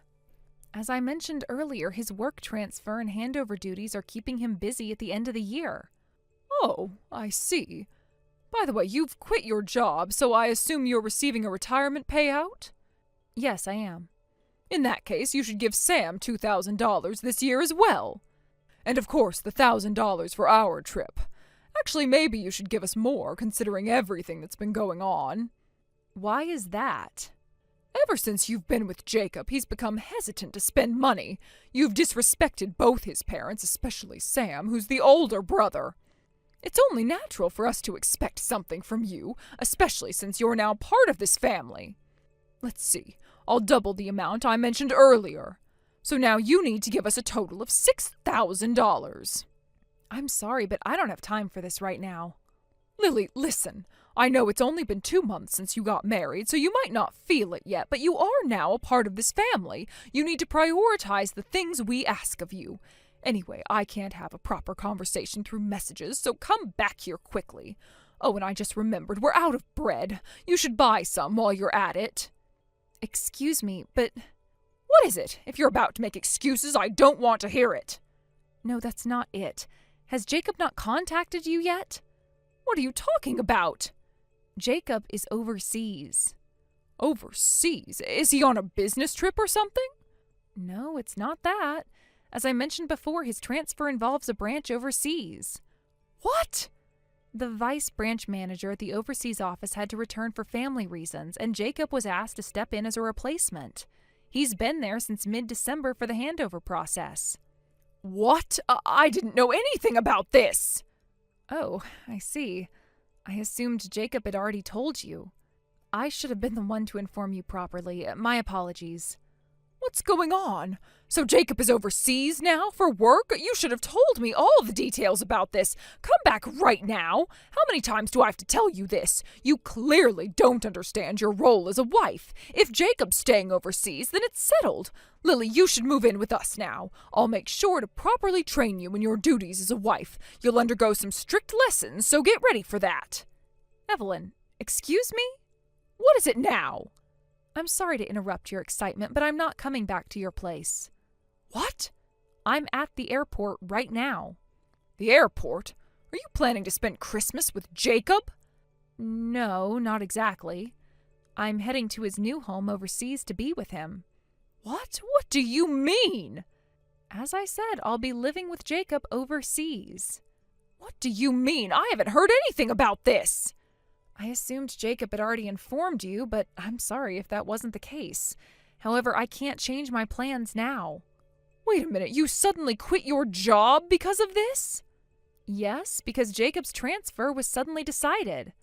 Considering our future and the possibility of having children, we thought it would be better for both of us to go together rather than for Jacob to be sent alone. That's how we decided to do it. How long will you be staying overseas? Well, Jacob's being considered for a future position as the company president, so it seems like it'll be permanent in the future. I'm expecting it to be a permanent move. Wait, what about Sam? Who's going to take care of us in our old age? What? Your old age? Isn't that Sam's responsibility as the older son? But Sam isn't working, is he? It would be cruel to make him work at 36 years old, so we planned to have you and Jacob take care of us in our old age. That's the plan, right? I'm sorry, I have to turn off my phone for the international flight, so I have to go now. Wait, hold on, don't go, Lily! Lily, please don't do this to me! I'm sorry, Evelyn, but my mind is made up. This decision has been in the works for a while, and it's something Jacob and I have discussed thoroughly. I can't keep pretending that I can live my life under your rules. This is about our future, and I need to stand by him now. But What about us, Lily? What about the family? You can't just leave everything behind. Sam, my husband, and I have been here for you. I understand that, but this isn't about abandoning you. I'm not turning my back on you. Jacob and I have to build our life together. You know how hard it's been for him to be away from home for this long. This is a huge opportunity for us, and I can't pass it up. I know it's hard for you to understand, but I have to live my own life now, Evelyn. But we're family, Lily. We take care of each other. You can't just leave Sam here, especially now that he's getting older. And what about me? Who will take care of me in my old age? You've always had Sam, Evelyn. He's the one who's been there for you, but I can't just stay behind out of obligation. Sam is a grown man now, and it's his responsibility to figure out his own life. As for you, I'll still care for you, I promise. But Jacob and I have our own life to build, and we can't keep putting everything on hold for others. Now, I really have to go. The flight attendant just told me to put my phone into airplane mode, so goodbye. Lily, please don't go. Lily!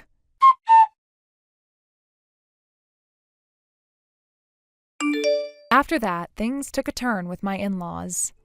My mother-in-law and the rest of the family, having lost their source of financial support in Jacob, went to his company to demand that his overseas assignment be canceled immediately.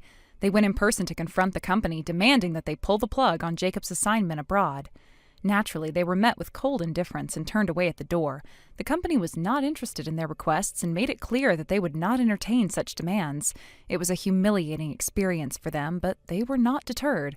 Even though they were rejected, they continued to make a scene, causing enough of a disruption that the authorities were eventually called. From what I heard, the police had to intervene, and they were taken away. It was a clear indication that they had overstepped their bounds in their attempt to control Jacob's life. Jacob, my husband, was the second son in his family. In Japan, it's common for the second son to be treated as the family member who's expected to care for the parents, often taking on a role of financial support, especially in families where the firstborn son is already responsible for the family business or other matters. Jacob, unfortunately, had been raised as what is sometimes referred to as a sacrificial child. This means he was expected to give up his own independence and needs to serve his family's demands. For many years, Jacob had been nothing more than a puppet in his family's hands. He followed their orders without question, dutifully handing over money whenever they asked, convinced that this was simply what was expected of him as their son. He had been living his life under their thumb, trying to keep the peace and fulfill the role they had imposed on him. But despite the fact that he was constantly providing for them, it never seemed to be enough. There were always more demands, always more expectations. I knew it was hard for him to break away from their influence. He had grown up believing that his happiness wasn't as important as meeting his family's expectations. But I knew there was more to him than the role they had assigned him. I kept telling him over and over again that it didn't have to be this way. He didn't have to live a life dictated by others. He had the right to be free, to make his own choices, and to live for himself. I repeatedly reassured him that he didn't need to live as a slave to their wishes, and that he deserved to lead his own life on his own terms. But breaking free from that mental and emotional conditioning wasn't easy. It took time, but little by little, Jacob began to understand that he had the right to say no, to stand up for himself, and to create a life that was truly his own. Then the opportunity for an overseas assignment came up. It was something Jacob had always dreamed of, but had never been able to pursue because his family's demands had always come first. However, with the push of encouragement from me and his growing realization that he deserved more, Jacob saw this as a chance to cut the final ties with his family. It was the perfect opportunity to leave behind the stifling grip of his parents and create a life where he and I could live without the constant pressure of their expectations. The timing couldn't have been better. The overseas assignment was the catalyst that allowed Jacob to break away from the toxic cycle that had defined his relationship with his family. Just as the new year began, Jacob made the decision to sever ties with his in-laws once and for all. We moved forward with our lives, leaving behind the emotional and financial burdens they had placed on him. Since then, we've been living a much more peaceful and stress-free life abroad. We've settled into a routine, and Jacob is starting to adjust to his new life, one that is far removed from the constant pressure he faced at home. We found a balance that works for us, and every day feels like a new chapter. We're able to focus on each other and our future together without the constant interference of family obligations and demands. The weight that had been on Jacob's shoulders for so many years has finally started to lift. He's no longer the person he once was, a puppet bound to his family's whims. Instead, he's free. Free to be himself, free to make his own decisions, and free to live the life he and I have always dreamed of. Living abroad has allowed us both to grow, both individually and as a couple. We've been able to step out of the shadow of his family and build our own life without constantly looking over our shoulders. There are still moments when we reflect on the past, but we don't let it define us. We've learned from our experiences, and we've built a future where we can be happy and stress-free, enjoying the peace that comes with true independence. We're finally able to enjoy each day without fear of the next phone call or visit from his family. It feels like a fresh start, and we're embracing it all. We've found a new rhythm, one where we can live for ourselves, make our own decisions, and continue to grow as individuals and as a couple. Our life abroad has become everything we hoped for, peaceful, fulfilling, and full of possibilities. I've just arrived at the hotel. It's surprisingly spacious and feels really nice. Staying here for 2 nights and 3 days feels like such a luxurious treat. You must be tired after all that traveling. Is the room really that good? Yeah, it's honestly amazing. There's even a small kitchen in the room. It's so well equipped that I think I could even cook something simple here if I wanted to. Honestly, this doesn't feel like a work trip. It feels more like a mini vacation. That sounds incredible. Now I'm wishing I had come along with you on this business trip.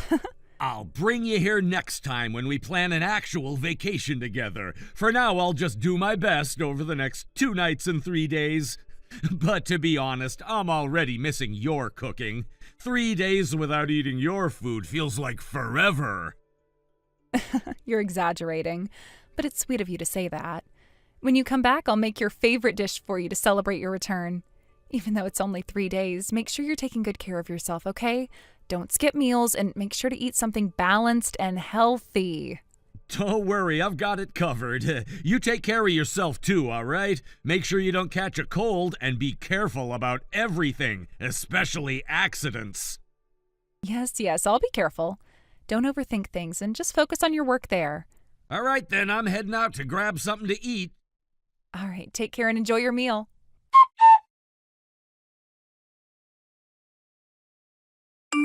Finally, I managed to get out of the house. After being under her constant nagging, it feels so good to breathe freely again. I'll leave the hotel room key unlocked for you, so just come right in when you arrive. Honestly, my clueless wife hasn't noticed a single thing yet. It's absolutely hilarious. She keeps sending me these take care of yourself and make sure you eat messages, like she's my mom or something. Seriously, who does that? She's such a boring old hag. I can't even see her as a woman anymore, not since years ago. I wish we could hurry up and stop having to sneak around like this. I want us to be able to enjoy ourselves openly without worrying about her at all. But for now, just get here quickly. I've been waiting all day for this. Let's have an amazing time tonight. Wait, what? Oh, crap! No, wait! I sent that by mistake! Please, don't think about it. Just forget I ever sent it, okay? Forget it. Are you serious? How could I possibly forget this? What is this? What are you talking about? Am I the stupid wife you mentioned? Who was this message actually for? Tell me the truth, David. No, it's nothing like that. It was just a joke. Yeah, just a stupid joke between friends. I sent it to you by mistake, and I didn't mean a single word of it. A joke? A joke about calling me stupid, about calling me an old hag? And you say you don't see me as a woman anymore? Don't insult my intelligence. Tell me, who were you trying to send this to? It's not what you think. It's just someone I know from school, an old friend, that's all. We were just messing around. I swear it's nothing serious. An old friend? And you invited this old friend to your hotel room? You told this person you couldn't wait to have fun with them? David, just admit it. You're cheating on me, aren't you? What? No way! Of course not! I'd never cheat on you. How could you even think that?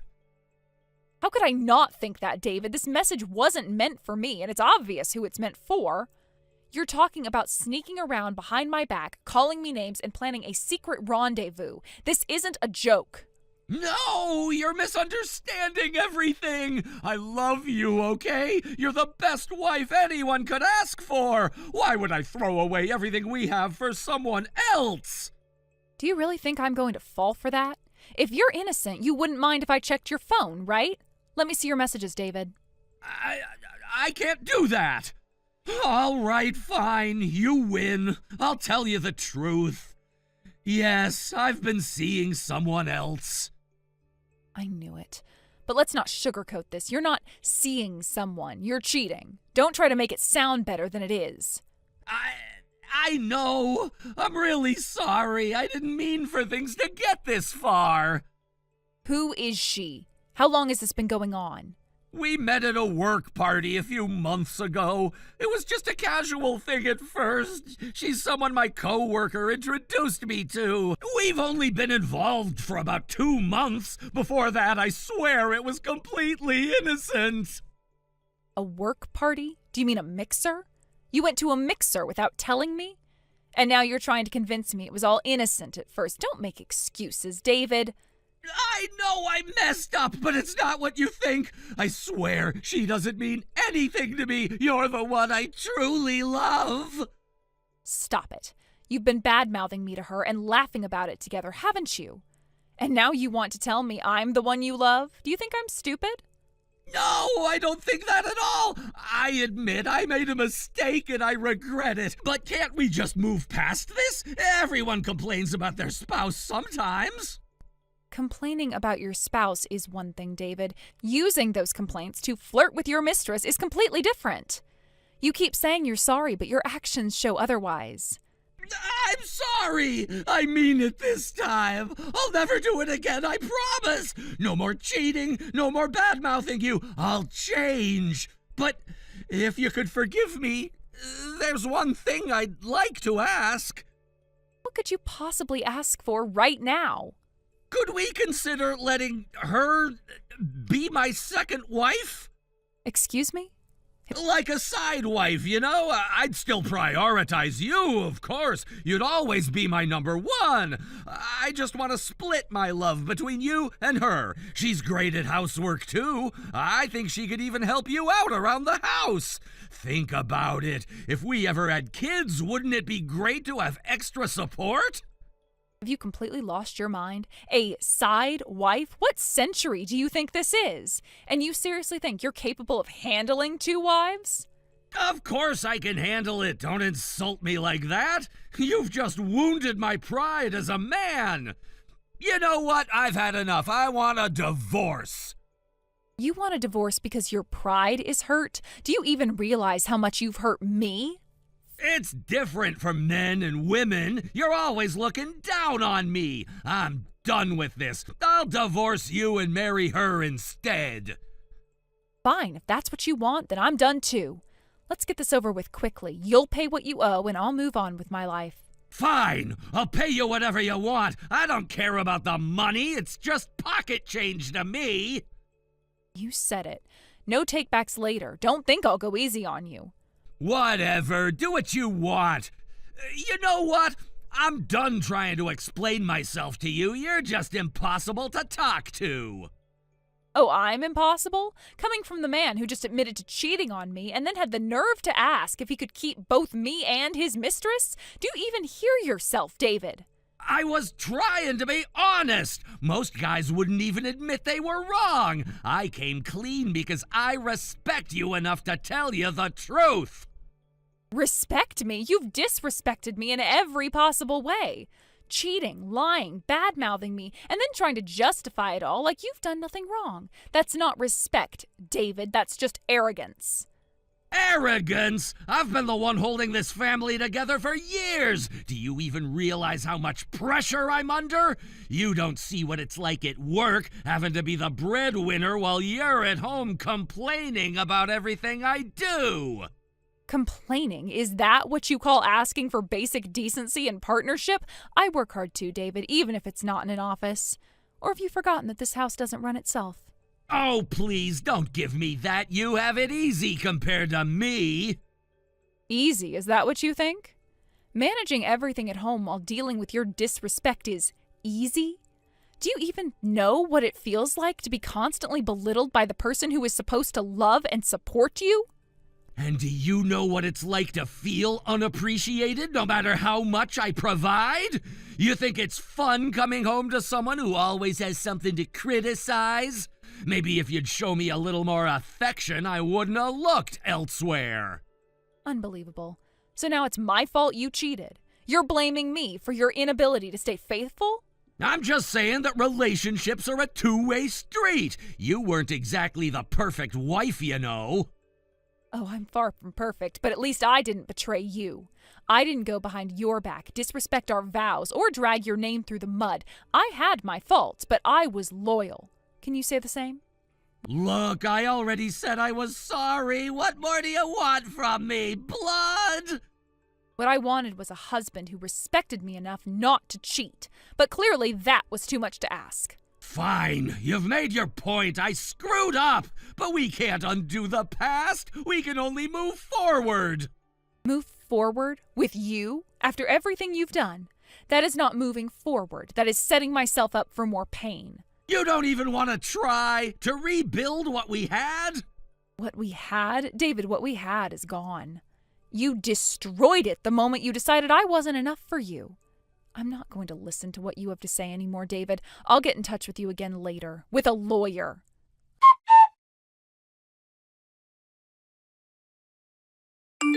Audrey, I was completely wrong. Everything is my fault. I'm so sorry. And I'm reflecting deeply on what I've done. Please forgive me. Oh, look who's suddenly full of regrets. What happened to your confidence? It hasn't even been a week since our divorce was finalized. I tried to propose to her, you know, the woman I was seeing. I thought now that I'm divorced, we could get married, but she told me I wasn't the kind of man she could imagine having a good marriage with. She said dating was fine, but marriage? Absolutely not. Then she dumped me on the spot. What the hell is wrong with her? Honestly, what did you expect? No self-respecting woman would marry a man she knows is a cheater. She probably realized if you cheated on me, your wife, you'd eventually cheat on her too. That's not even the worst part. My affair got exposed at work. They found out about everything. Me bringing her to my hotel room during business trips, charging our meals to the company, using the company car to take her to hotels, even borrowing company funds to buy her gifts. Somehow all of it came out. Now they're talking about firing me. On top of that, they might sue me for damages. My whole career is in shambles. Wow, you really outdid yourself. Did you even try to cover your tracks? Company cars have tracking systems and expense reports get audited. You must have left a mountain of evidence. It's worse than you think. You know how small my industry is. News travels fast, and now everyone knows about my affair.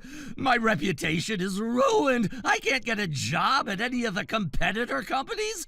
If I switch industries, I'll have to start over completely. My salary will plummet, and I won't be able to support myself. What am I supposed to do?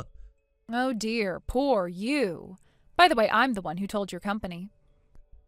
What? You did this? Why the hell would you do that? I needed evidence of your affair for the divorce proceeding, so I contacted your former company. Turns out I didn't even need most of the evidence they provided. We got divorced so quickly it wasn't necessary. You've ruined my life! Do you even understand what you've done? If I lose my job, I can't pay the alimony in installments. Is that what you want? Oh, I'm perfectly fine with that. I already got plenty from the asset division, and I'm not relying on your alimony to survive. Unlike you, I have a stable income and don't need to mooch off anyone. Audrey, please, let's start over. If I can tell my company we've reconciled, maybe they'll reconsider firing me. Reconciled? After everything you did? You've got some nerve asking me that now. I know I messed up, but I've realized something. Losing you made me see how much I truly love you. That other woman, she manipulated me. Please, Audrey, give me one more chance. I swear I'll never cheat again.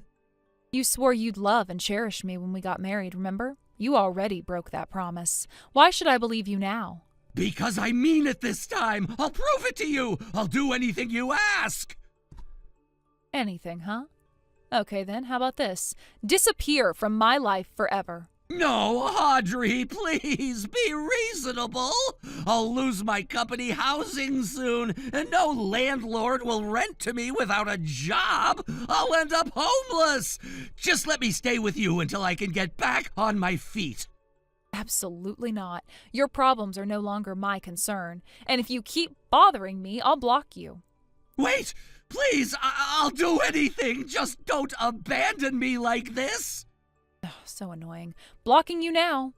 By the way, I have a lunch date with friends. I'm busy, so don't ever contact me again. Goodbye.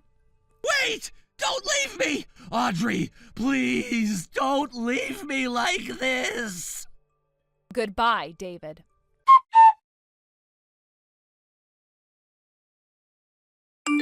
After that, David tried various ways to make contact with me. He would lie in wait trying to ambush me whenever he thought I'd be somewhere. He sent me letters, packages, and even small personal items. It seemed like he was desperate to get my attention, though it was clear he was doing so with a mix of obsession and frustration. At first, I was a bit unsure about what to do. I didn't want to overreact, but at the same time, there was something unsettling about how persistent he was. It felt like he was crossing boundaries in ways I couldn't ignore.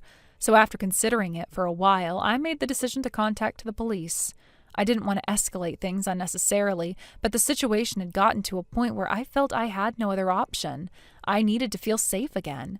The police took my complaint seriously, and they were able to track down David.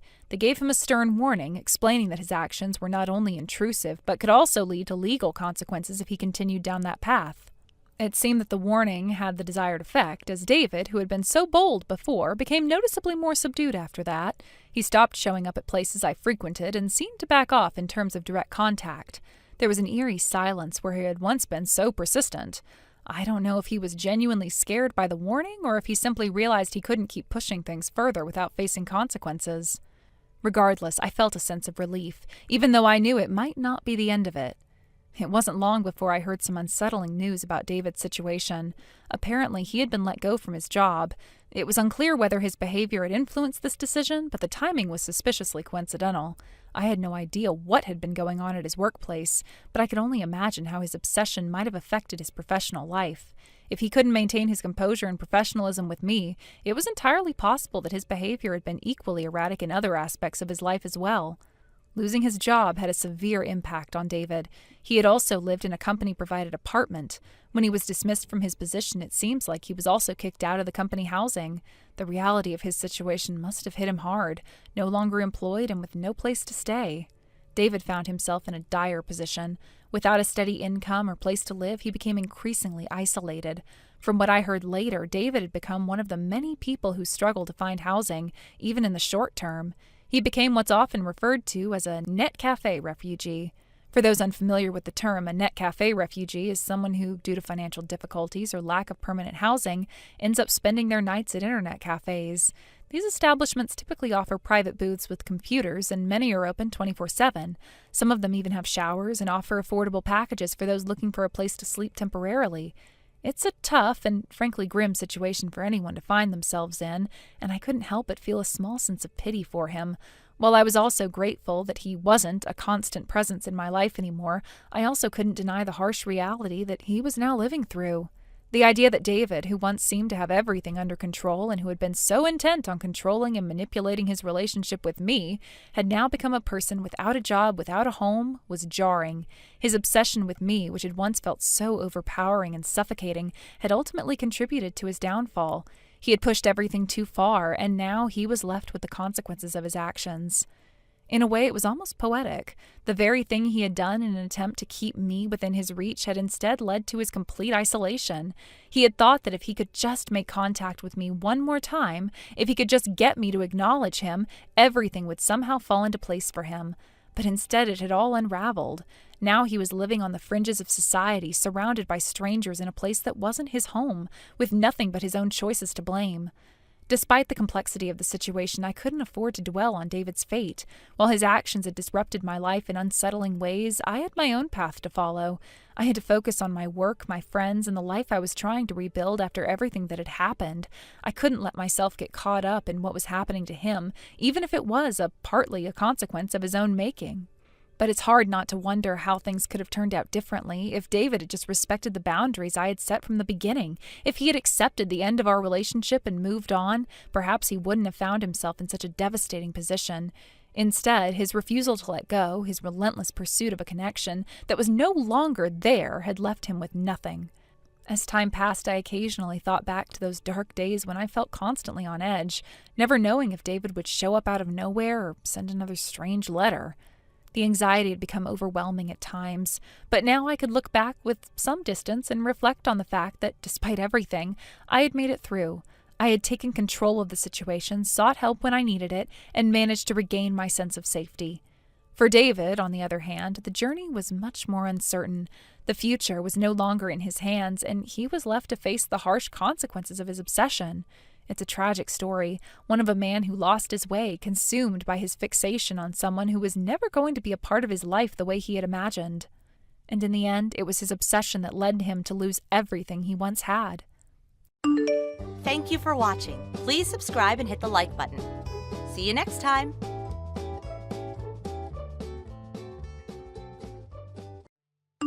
Linda, this is Dan. Why aren't you coming to the wedding? I wanted you to be the first person to congratulate me.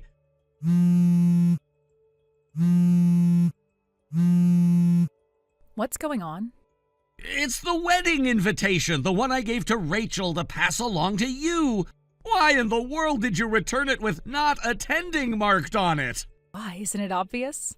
Why would I want to attend the wedding of my ex-husband? But listen, you're a classmate and we have so many mutual friends. If I didn't invite you, it would be awkward, don't you think? It wouldn't be weird at all if you came just like it were a school reunion. No big deal.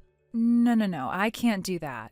Actually, a lot of people already know that we're divorced, and if they see your ex-wife showing up at the wedding, it's going to make things really uncomfortable. The bride probably won't be too happy about it either. So please, don't worry about it. You can just go ahead and have your wedding without worrying what I think. It's your day, after all. But you see, that's not exactly how it works. What do you mean? Actually, I want Rachel to be the flower girl. What? Rachel as the flower girl? My wife, Kylie, she's 21 and half Japanese, has spent a lot of time living in Asia. Because of that, she doesn't have any friends here in the US who could be a flower girl. So it's only natural for me to handle this. It's my responsibility, right? But asking your ex-wife's daughter, the daughter of your ex-wife, to be part of the ceremony? That's a bit much, don't you think? Isn't it a great idea? Are you serious? If Rachel thought of you as a father, that would make sense, but do you even realize how long it's been since you last saw her? She knows you only through pictures. And do you think it's a good idea to ask her to do this for free? But listen to me, no matter what, Rachel is still my daughter. On the wedding day, she would only need to fulfill a small role. She'll get to wear a beautiful princess dress and she'll be thrilled. She'll love it. You're being incredibly naive. What about Kylie, the bride? Is she okay with this idea? The child from your past marriage stepping into the wedding like this? If I were her, I would be uncomfortable with it. This isn't a problem. I've told Kylie that Rachel is just a friend of mine. Wait, hold on a second. What? Please tell me you didn't leave out the fact that you actually have a daughter to Kylie, right? You didn't keep that from her, did you? Oh, I just told her I'm divorced. I didn't go into any more detail than that. What? Why didn't you tell her about your daughter? Kylie is still only 21 years old, you know. I didn't want to burden her with that information. It would be too much to handle. But age isn't the issue here. It's not about how old she is or whether you think she can handle the truth. It's about honesty, and you should have been open with her about having a daughter. Well, I'll bring it up eventually. I'm just waiting for the right moment. Please, leave this matter in my hands. Waiting for the right moment? This isn't something you can put off. Oh, come on. There's no need to overthink this. Kylie and her family are really easygoing and understanding, so everything will be fine. I'm sure of it. What do you mean by that? Look, if this situation causes any problems down the line, don't involve Rachel or me. We can't take responsibility for any of this. Okay. In the end, I've decided to ask Rachel to be the flower girl after all. No, I refuse. What? Why? I already explained why. Plus, Rachel is old enough to understand a lot of things by now. She knows that her parents' divorce is because of your infidelity. She probably figured that out on her own already without me having to say anything. But that was years ago! The person I'm marrying now is not the same person you were involved with at that time. We should all just move on and let go of the past. I'll come to the wedding and put it behind me. Let's move forward, all right? You can't just make decisions like that on your own. Rachel and I are not going to the wedding. That's final. Okay, but let's at least think about it for a second. You don't think Rachel might want to be a part of something as special as a wedding? It might be her only chance to wear that kind of dress, you know? And don't tell me she hasn't been thinking about it. Every little girl dreams of being the flower girl in a wedding. I'm not asking her to play a major role, just a small one. It won't hurt anyone. No, it's not about that. It's about the fact that you're asking someone who hasn't even seen you in years to step into a situation like that. You're not considering the emotional weight it might carry. I get it. You're worried. You think I'm rushing into things and putting Rachel in an uncomfortable spot. But trust me, I've thought this through. I've made sure that Kylie won't have an issue with it, and I know Rachel.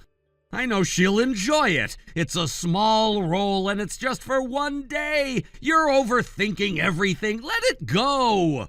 I am not overthinking it. I am trying to protect Rachel from this whole mess. She's been through enough, and you know it. The last thing she needs to be is put in an awkward situation at your wedding. And trust me, it would be awkward for her too. But Rachel isn't a child anymore. She's an adult. She's been through a lot, but that doesn't mean she's incapable of handling something like this. And she's not gonna be upset. If anything, she'll be excited. What's the harm in letting her be part of it? It's not about the harm. It's about respect. Respect for what's happened in the past and for the people involved. You can't just wipe all of that away and pretend nothing happened. Look, I know we didn't end things on the best terms, and I'm not trying to pretend otherwise. But this is my wedding. This is a new chapter in my life, and I want to celebrate it with the people who matter to me. Rachel matters, and I would like for her to be a part of it, even if it's just in a small way. You can't expect me to just get over everything and accept it like it's nothing. There is a lot more to this than you think.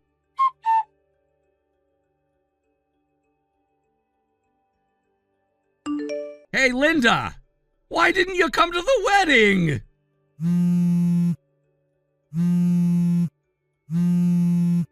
Hey! Answer me! Why aren't you picking up the phone? This is seriously frustrating! What? Why didn't you show up today? The wedding was important and I needed you here. Why did you tell me you weren't coming? Well, I told you I wasn't coming. You already knew that, right? No! I told you that I would change my attendance to yes, and I expected you to show up. You said you would. We even talked about it last week, remember? I said I wasn't coming. Neither Rachel nor I were going, and that's final. Because of that, everything's turned into a disaster here. You seriously have no idea what you've caused by not being here. A disaster? Yes, a disaster. I was in the middle of the ceremony preparations when I had to deal with the fact that you two weren't here. I found a girl dressed as a flower girl in the hallway, and I just assumed it was Rachel. I was panicking, thinking she was lost, so I tried to grab her and take her to the aisle. But then it turns out she was actually there for another wedding. She was mistaken for Rachel, and it caused a huge commotion. Didn't you check her name before trying to take her?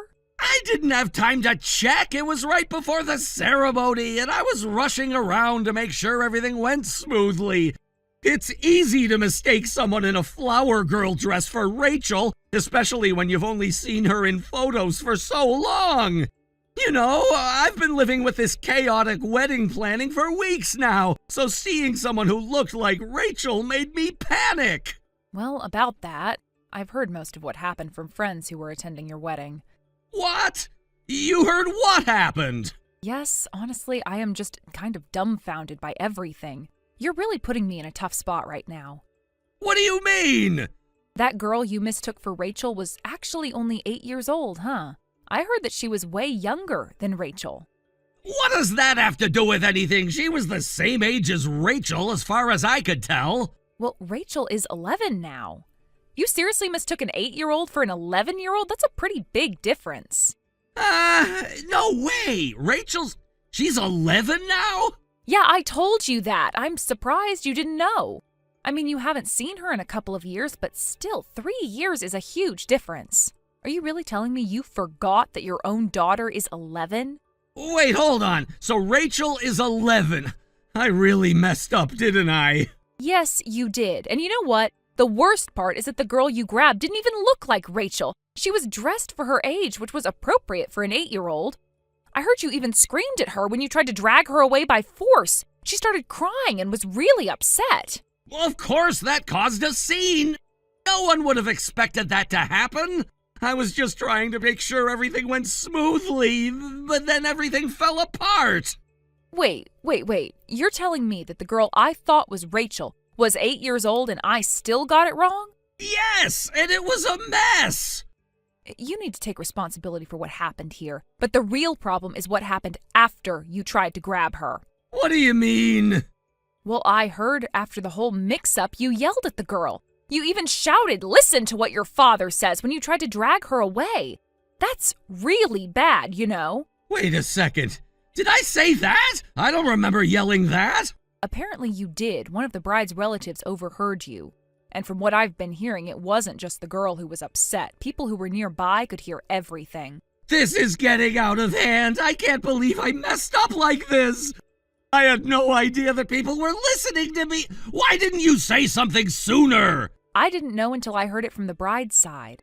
Your parents didn't help either. When the relatives questioned them, they couldn't even give a proper explanation. That's when people from the groom's side got involved. It was such a mess that they started asking the guests for clarification. You've got to be kidding me! How is this happening? I'm not kidding. In fact, the bride's father even called me to ask about Rachel. I had to explain everything to him. Wait, what? You told them everything about Rachel? Yes, I had to. I told them everything about Rachel, and they asked me about the reason for your divorce. So I had to tell them about your affair, too. No way, you didn't! I told you that you should have explained things properly to avoid causing all this trouble. Now it's spiraled out of control. I don't believe this. You're just making everything worse by telling people about Rachel and my divorce. No, I'm just telling you the truth. You should have handled this better from the start. This mess is on you, not me. Wait, you're really acting like this is some other person's problem. How are you so calm about it? What do you mean? You're the one who's involved in this, and I'm the one who's trying to make sense of all this chaos. You're just sitting there not doing anything to help me out. If Rachel's involved, shouldn't you be helping me out too? Excuse me? Are you even listening to yourself? What? The issue with Rachel is your problem, not mine. Don't try to make me your scapegoat just because you can't handle the situation. I'll help as much as I can, but I'm not going to take the blame for your mistakes. You've got to be kidding me! You're not even going to help me fix this? I'm helping in my own way, but there's only so much I can do. You've made things worse for yourself by keeping quiet about Rachel all this time. Don't expect me to clean up your mess.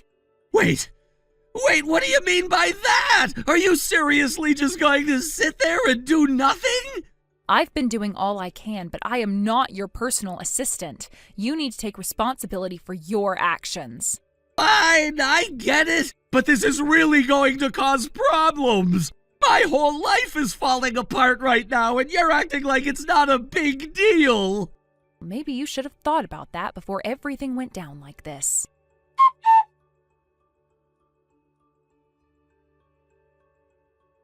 Well, I'm incredibly tired.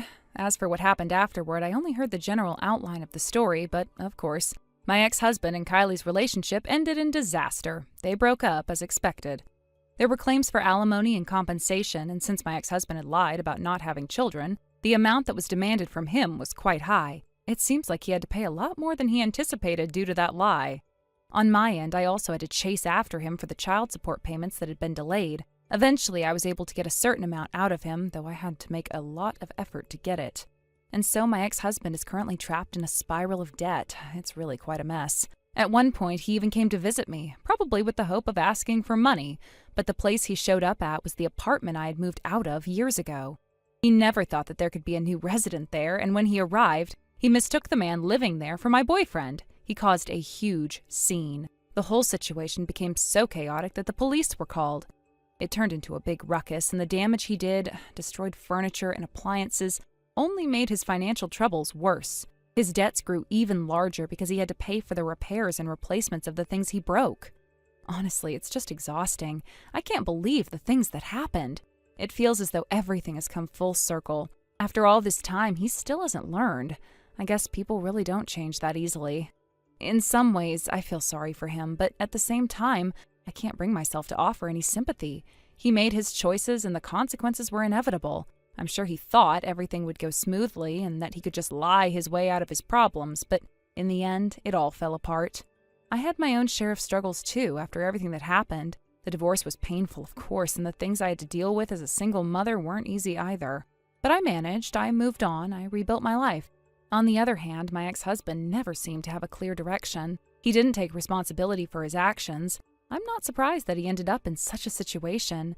There was always a sense of entitlement about him, like the world owed him something. It was infuriating at times. But now, seeing how things have unfolded, I can't help but feel like he deserves what he's gotten. He made his bed, and now he has to lie in it. It's not my problem anymore. I've got my own life to live, and I don't have the energy to feel guilty about his choices. I think about how things used to be, though, before all the lies and drama started. There was a time when we were happy, or at least I thought we were. Looking back, I wonder how things changed so drastically. How did we get to this point where everything became so broken? It's hard to pinpoint exactly when it all started falling apart, but I think the signs were always there, even if I didn't want to see them. It's strange to reflect on all of it now, to think about what was and what could have been.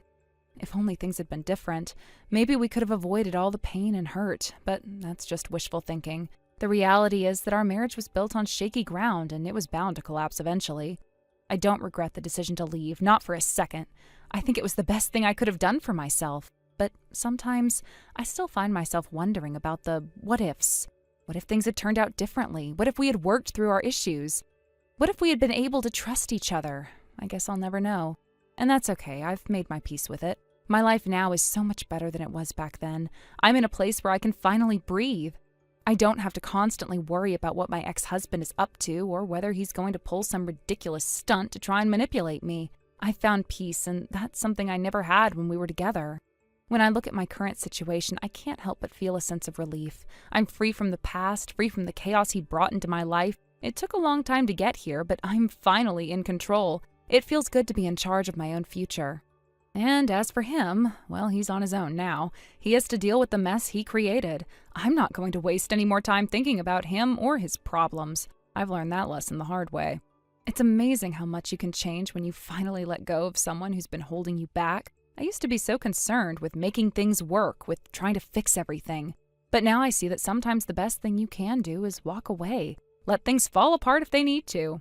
Life goes on, time moves forward, and eventually you realize that there is so much more out there waiting for you. So many opportunities, so many people who are worth your time and energy. I'm focusing on what lies ahead, not what's behind me. Looking at my ex-husband now, I see a man who's stuck in his own mess, struggling to find a way out, but he's alone in it. He has no one to rely on anymore. And while that might seem sad to some people, I can't bring myself to care. He made his choices, he has to live with them.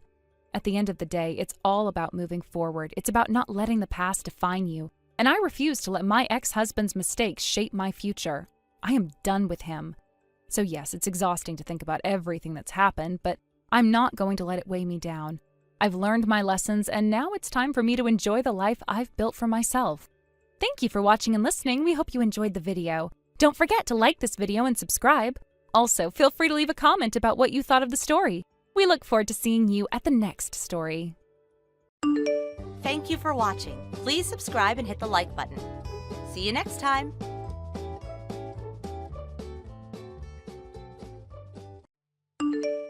Molly, are you home today? Hello, Tracy. I'm just planning to go shopping later in the evening, but for the rest of the day, I will mostly be at home. Why, is there something you need? Great! In that case, I'll drop Kat off at your front door. She's a little bit sleepy right now, so you can just take her to your bed and put her to sleep there. Please take care of her for me, okay? Wait, what? What exactly are you talking about? You're bringing her to my house? Oh, I'm heading out with my boyfriend right now. Boyfriend? Yeah, I found this amazing guy on a dating app a little while ago. He's totally my type, so I decided to match with him. And guess what? We've been chatting, and now we're finally going on a date. Wait a second, you're seriously leaving Kat with someone else just so you can go on a date? Don't worry about it. Kat's not picky at all when it comes to food, so just give her whatever you've got. Anyway, thanks. I'll leave the rest to you. Wait, hold on a second. You can't just drop this on me out of nowhere. I mean, Kat's already sitting by my front door, but at least tell me when you'll be back. I need to know how long I'm supposed to take care of her. Tracy? Tracy, are you even listening to me?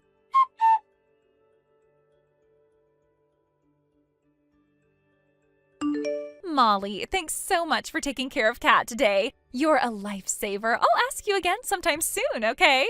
As I mentioned earlier, you can't leave her with me until this late. It's really inconvenient. Oh, come on, don't be like that.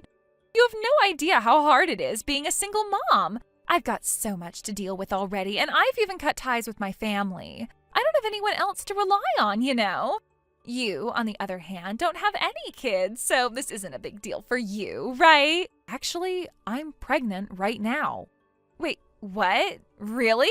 Yes. I'm guessing you didn't notice because my belly hasn't started showing yet. But I've been struggling with morning sickness, especially nausea from the smell of food. Even though I'm not feeling well, I had to prepare meals for Kat, keep an eye on her while she was running around the house, and somehow managed to lie down whenever I could before my husband came home. It was an incredibly exhausting day. But you still managed to take care of her, didn't you?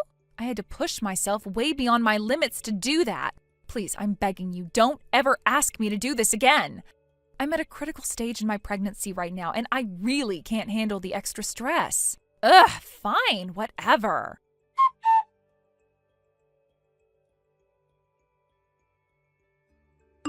Tracy, you dropped Kat off at my front door again, haven't you? I already told you that I am not taking care of her anymore. Please stop doing this, especially while I'm bedridden with morning sickness.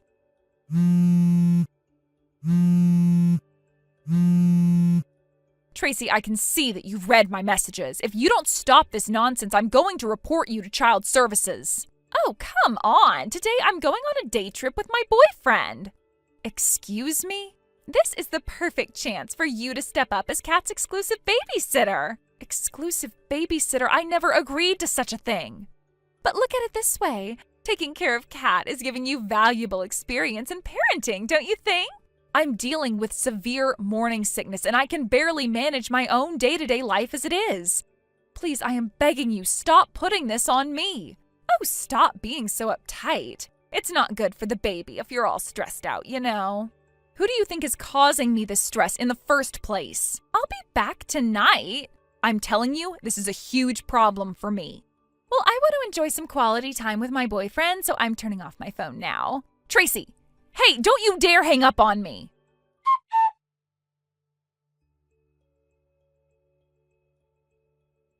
Hey, Molly. Thanks so much for looking after Kat. I came to pick her up, but is she not home? Are you Kat's mother? Well, I thought it was obvious, didn't I? I'm David, Molly's husband. What? So you're telling me you're her husband? Yes, sorry for contacting you from my wife's phone. She's currently in the hospital. Oh no, what happened? Well, your cat was running around in my house, and in doing so, she knocked over a ceramic vase. Oh my, she's so full of energy. Just as Kat was about to be hit by the falling vase, my wife jumped in to protect her, but the vase hit my wife's shoulder as it came down. Oh my, that's terrible. Thankfully, it was only a bruise and the baby's all right, but my wife has been mentally quite shaken up, so she'll need to stay in the hospital for a while. So, what about Kat? Kat was splashed with some of the vase's water, but she wasn't injured at all. Oh, you really gave me a scare there. I'm just so glad Kat is okay. Tracy, What?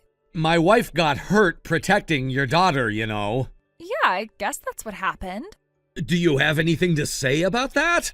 Oh, well, I guess your wife did a good job as Kat's personal sitter, right? What are you talking about? Well, when your wife wasn't around, you must have been the one looking after Kat, right? Where is she now? You should bring her here quickly. Well, Kat isn't with us anymore. What? It seems like you don't really understand what's going on, so let me explain everything clearly from the beginning. What's going on? Earlier today, when the vase fell, there was a loud noise, and neighbors heard Kat crying, so they called the police. The police? Yes, the neighbors told the police that you left Kat at our door without permission. What? But your wife is supposed to be Kat's personal sitter, isn't she? That's something you just assumed on your own. I'm her mother, and I said that she's the sitter, so that's how it is. Can we please stick to the actual topic here? What? There's more? Yes, there is. Fine. After hearing from the neighbors and my wife, the police contacted Child Protective Services. Wait, what's that? Your wife was talking about it too, but I had no idea what she meant. Child Protective Services, or CPS, is a department that deals with situations where children are in unsafe environments. What? Well, things have progressed since then. Your ex-husband is planning to take Kat back to his family's house. What? Why didn't anyone tell me? I'm her mother. I should have been the first to know. Apparently they tried calling you but couldn't reach you. That's because your wife kept calling nonstop, making my phone ring constantly, so I turned it off. She could have just called the hotel where I was staying. But you didn't let anyone know where you were staying, did you? Well, if I didn't do that, no one would have watched Kat, even the so-called personal sitter. Are you gonna keep repeating that? Anyway, my wife's in the hospital, and once she's discharged, we'll send her back to her family to prepare for childbirth. What? That's ridiculous. If you want to pick up Kat, you need to talk to your ex-husband. That's impossible. Why? His family is over 3 hours away by plane. I've already spent a lot of money on this trip, and now I can't even afford the travel expenses to pick up Kat. I see. That sounds really tough. What's with this I'm just an outsider attitude? Well, I'm not really in a position to get involved. Oh, you're so slow to figure things out. Excuse me? You exchanged contact details with my ex-husband, right? Why don't you just contact him and tell him to bring Kat here? Why don't you contact him yourself? I deleted his number, so I don't have it anymore. Well, if you know where his family lives, why don't you just go there and pick her up? Well, then give me the money for the travel expenses. I'm not responsible for paying that. Then you go pick her up yourself and take responsibility for it. I have no responsibility for that either. What is your problem? I'm not responsible. I'm not responsible. You useless person. It's really not my fault. I already talked to my wife about it. Oh, finally? You should have done that from the start. So, will you bring Kat here? We won't return her to you under any circumstances. What? We're planning to fight for custody. What are you talking about? My wife and I have decided not to have anything more to do with you, so we'll be leaving now. Wait, your wife is Kat's personal sitter. That's abandonment. That's neglect. You need to take responsibility for everything up until the very end. Are you even listening to me? Oh, I'm listening. Trust me, I'm listening. I just don't care about what you're saying anymore. What? How can you say that? You've already caused enough problems. My wife is dealing with this issue, not you. And now Kat's well-being is in the hands of the courts. The courts? What does that even mean? It means that you've been an irresponsible parent and now you're throwing a tantrum because things aren't going your way? I'm not throwing a tantrum. You have no right to speak to me like that. I have every right. You don't get to dictate what happens with Kat anymore. This is insane. You think you can just take her from me without any consequences? It's too late for you to do anything about it. Kat's future is already being decided, and you have no say. I'll make sure you regret this. I'll fight you until the very end. Go ahead, you won't get far. This isn't over. I'm going to make sure you pay for what you've done. Goodbye, Tracy. Wait, just one more thing. I will make sure you regret everything you've done. I'm sure you'll try, but you're too late to change anything now. You've taken everything from me. I won't let this go. You'll see. If you think I'm afraid of your threats, you're wrong. I've been through worse. You're just heartless. You don't care about Kat at all. Of course I don't care about her. She was neither my wife's or my child to begin with. You can't just walk away from your responsibilities. I'll fight you in court, and I'll win. Mark my words, David. You'll regret this. Goodbye, Tracy.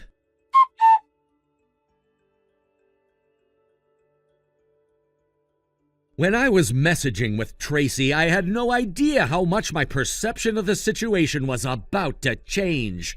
We had been talking casually about everyday things when suddenly I realized something that struck me. Tracy's ex-husband, who had come to pick up their daughter Kat, was sitting right next to her.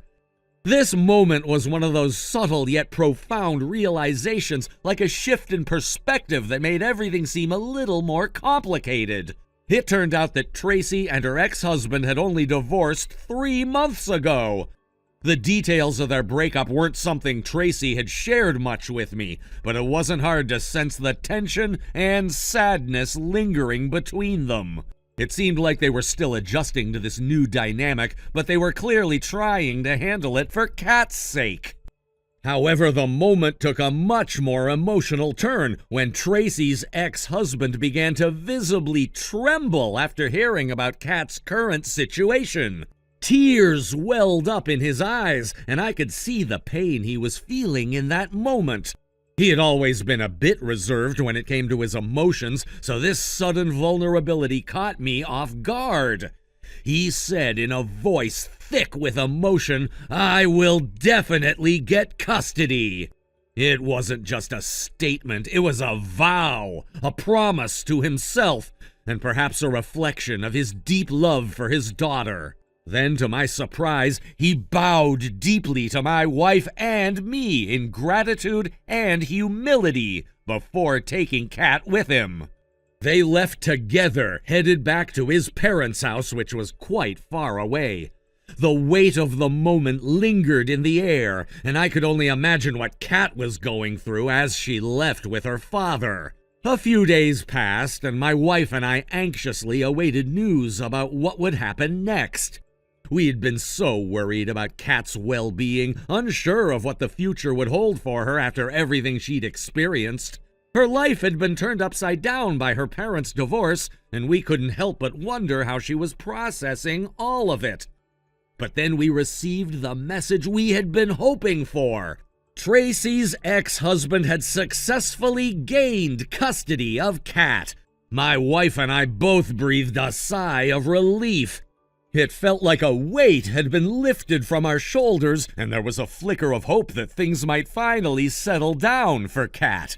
We were glad to hear that she'd now be in a more stable environment with her father, far away from the uncertainty and turmoil of the past months. But as relieved as we were for Kat, Tracy's life was spiraling in a completely different direction. It seemed that she had kept a significant secret from her boyfriend, the fact that she had a child.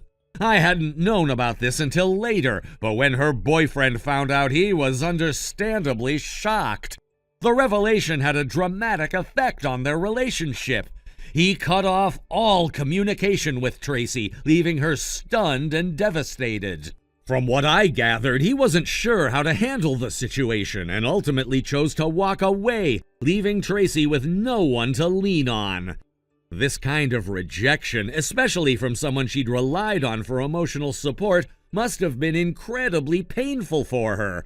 Not only had she lost her marriage, but now she was facing the harsh reality of losing someone who could have been a pillar in her life.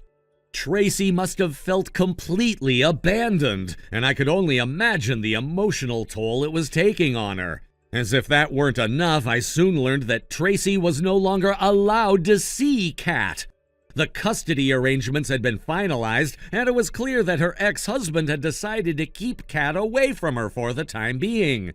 The reasons for this weren't entirely clear to me, but it seemed like a decision made with the intention of giving Kat a stable, quiet environment away from any further emotional upheaval. Tracy, having already been through the devastating loss of her marriage, now had to face the painful reality of not being able to see her own daughter. I can only imagine how it must have felt for her, a mother being denied the right to be with her child. It was a situation that seemed so unfair, and I couldn't help but feel for Tracy as she navigated this heartbreak. One day, a few days ago, I unexpectedly ran into Tracy at the station. When I saw her, I barely recognized her. She had changed so much in such a short time. She had clearly lost weight, and her once lively and confident demeanor was now replaced by an air of exhaustion and distress. Her face seemed hollow, and her eyes had a faraway look in them, as if she were lost in her own thoughts. She stood there alone, looking down at the ground, her mind seemingly elsewhere. I couldn't bring myself to approach her immediately. I didn't want to intrude, but at the same time I felt an overwhelming sense of sympathy for her. I had known her as a confident and energetic woman, but now she looked like someone who had been broken down by the weight of her circumstances. At first I wasn't sure if I should say anything to her. She seemed so distant and preoccupied, and I didn't want to make things worse. But then she looked up and saw me. She gave a faint, almost absent smile, one that didn't quite reach her eyes. It was a smile that spoke of someone trying to mask their true feelings, but failing to do so. She looked like she wanted to say something, but before she could, she turned and quickly walked away. It was as if she had already made up her mind to shut herself off from the world, to protect herself from any further disappointment or hurt. Her departure left me with a sense of finality, as if Tracy had already resigned herself to the circumstances of her life. She had endured so much in the past few months: the divorce, the loss of her daughter, and the breakup with her boyfriend. And now it seemed like she was withdrawing into herself, perhaps to shield herself from further pain. It's clear that Tracy is going through an incredibly tough time. The weight of her divorce, the separation from her daughter, and the loss of the person she had relied on emotionally, all of it must be overwhelming. It's hard to imagine the kind of emotional toll it's taking on her, but I hope that in time she will find a way to heal and rebuild her life.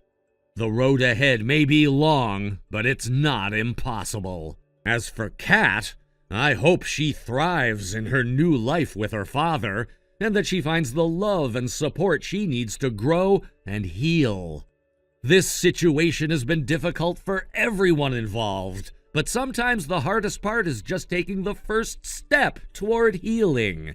Tracy may not see it now, but eventually she'll have the strength to rise from this. Everyone deserves a chance to start over. Thank you for watching and listening. We hope you enjoyed the video. Don't forget to like this video and subscribe. Also, feel free to leave a comment about what you thought of the story. We look forward to seeing you at the next story. Thank you for watching. Please subscribe and hit the like button. See you next time.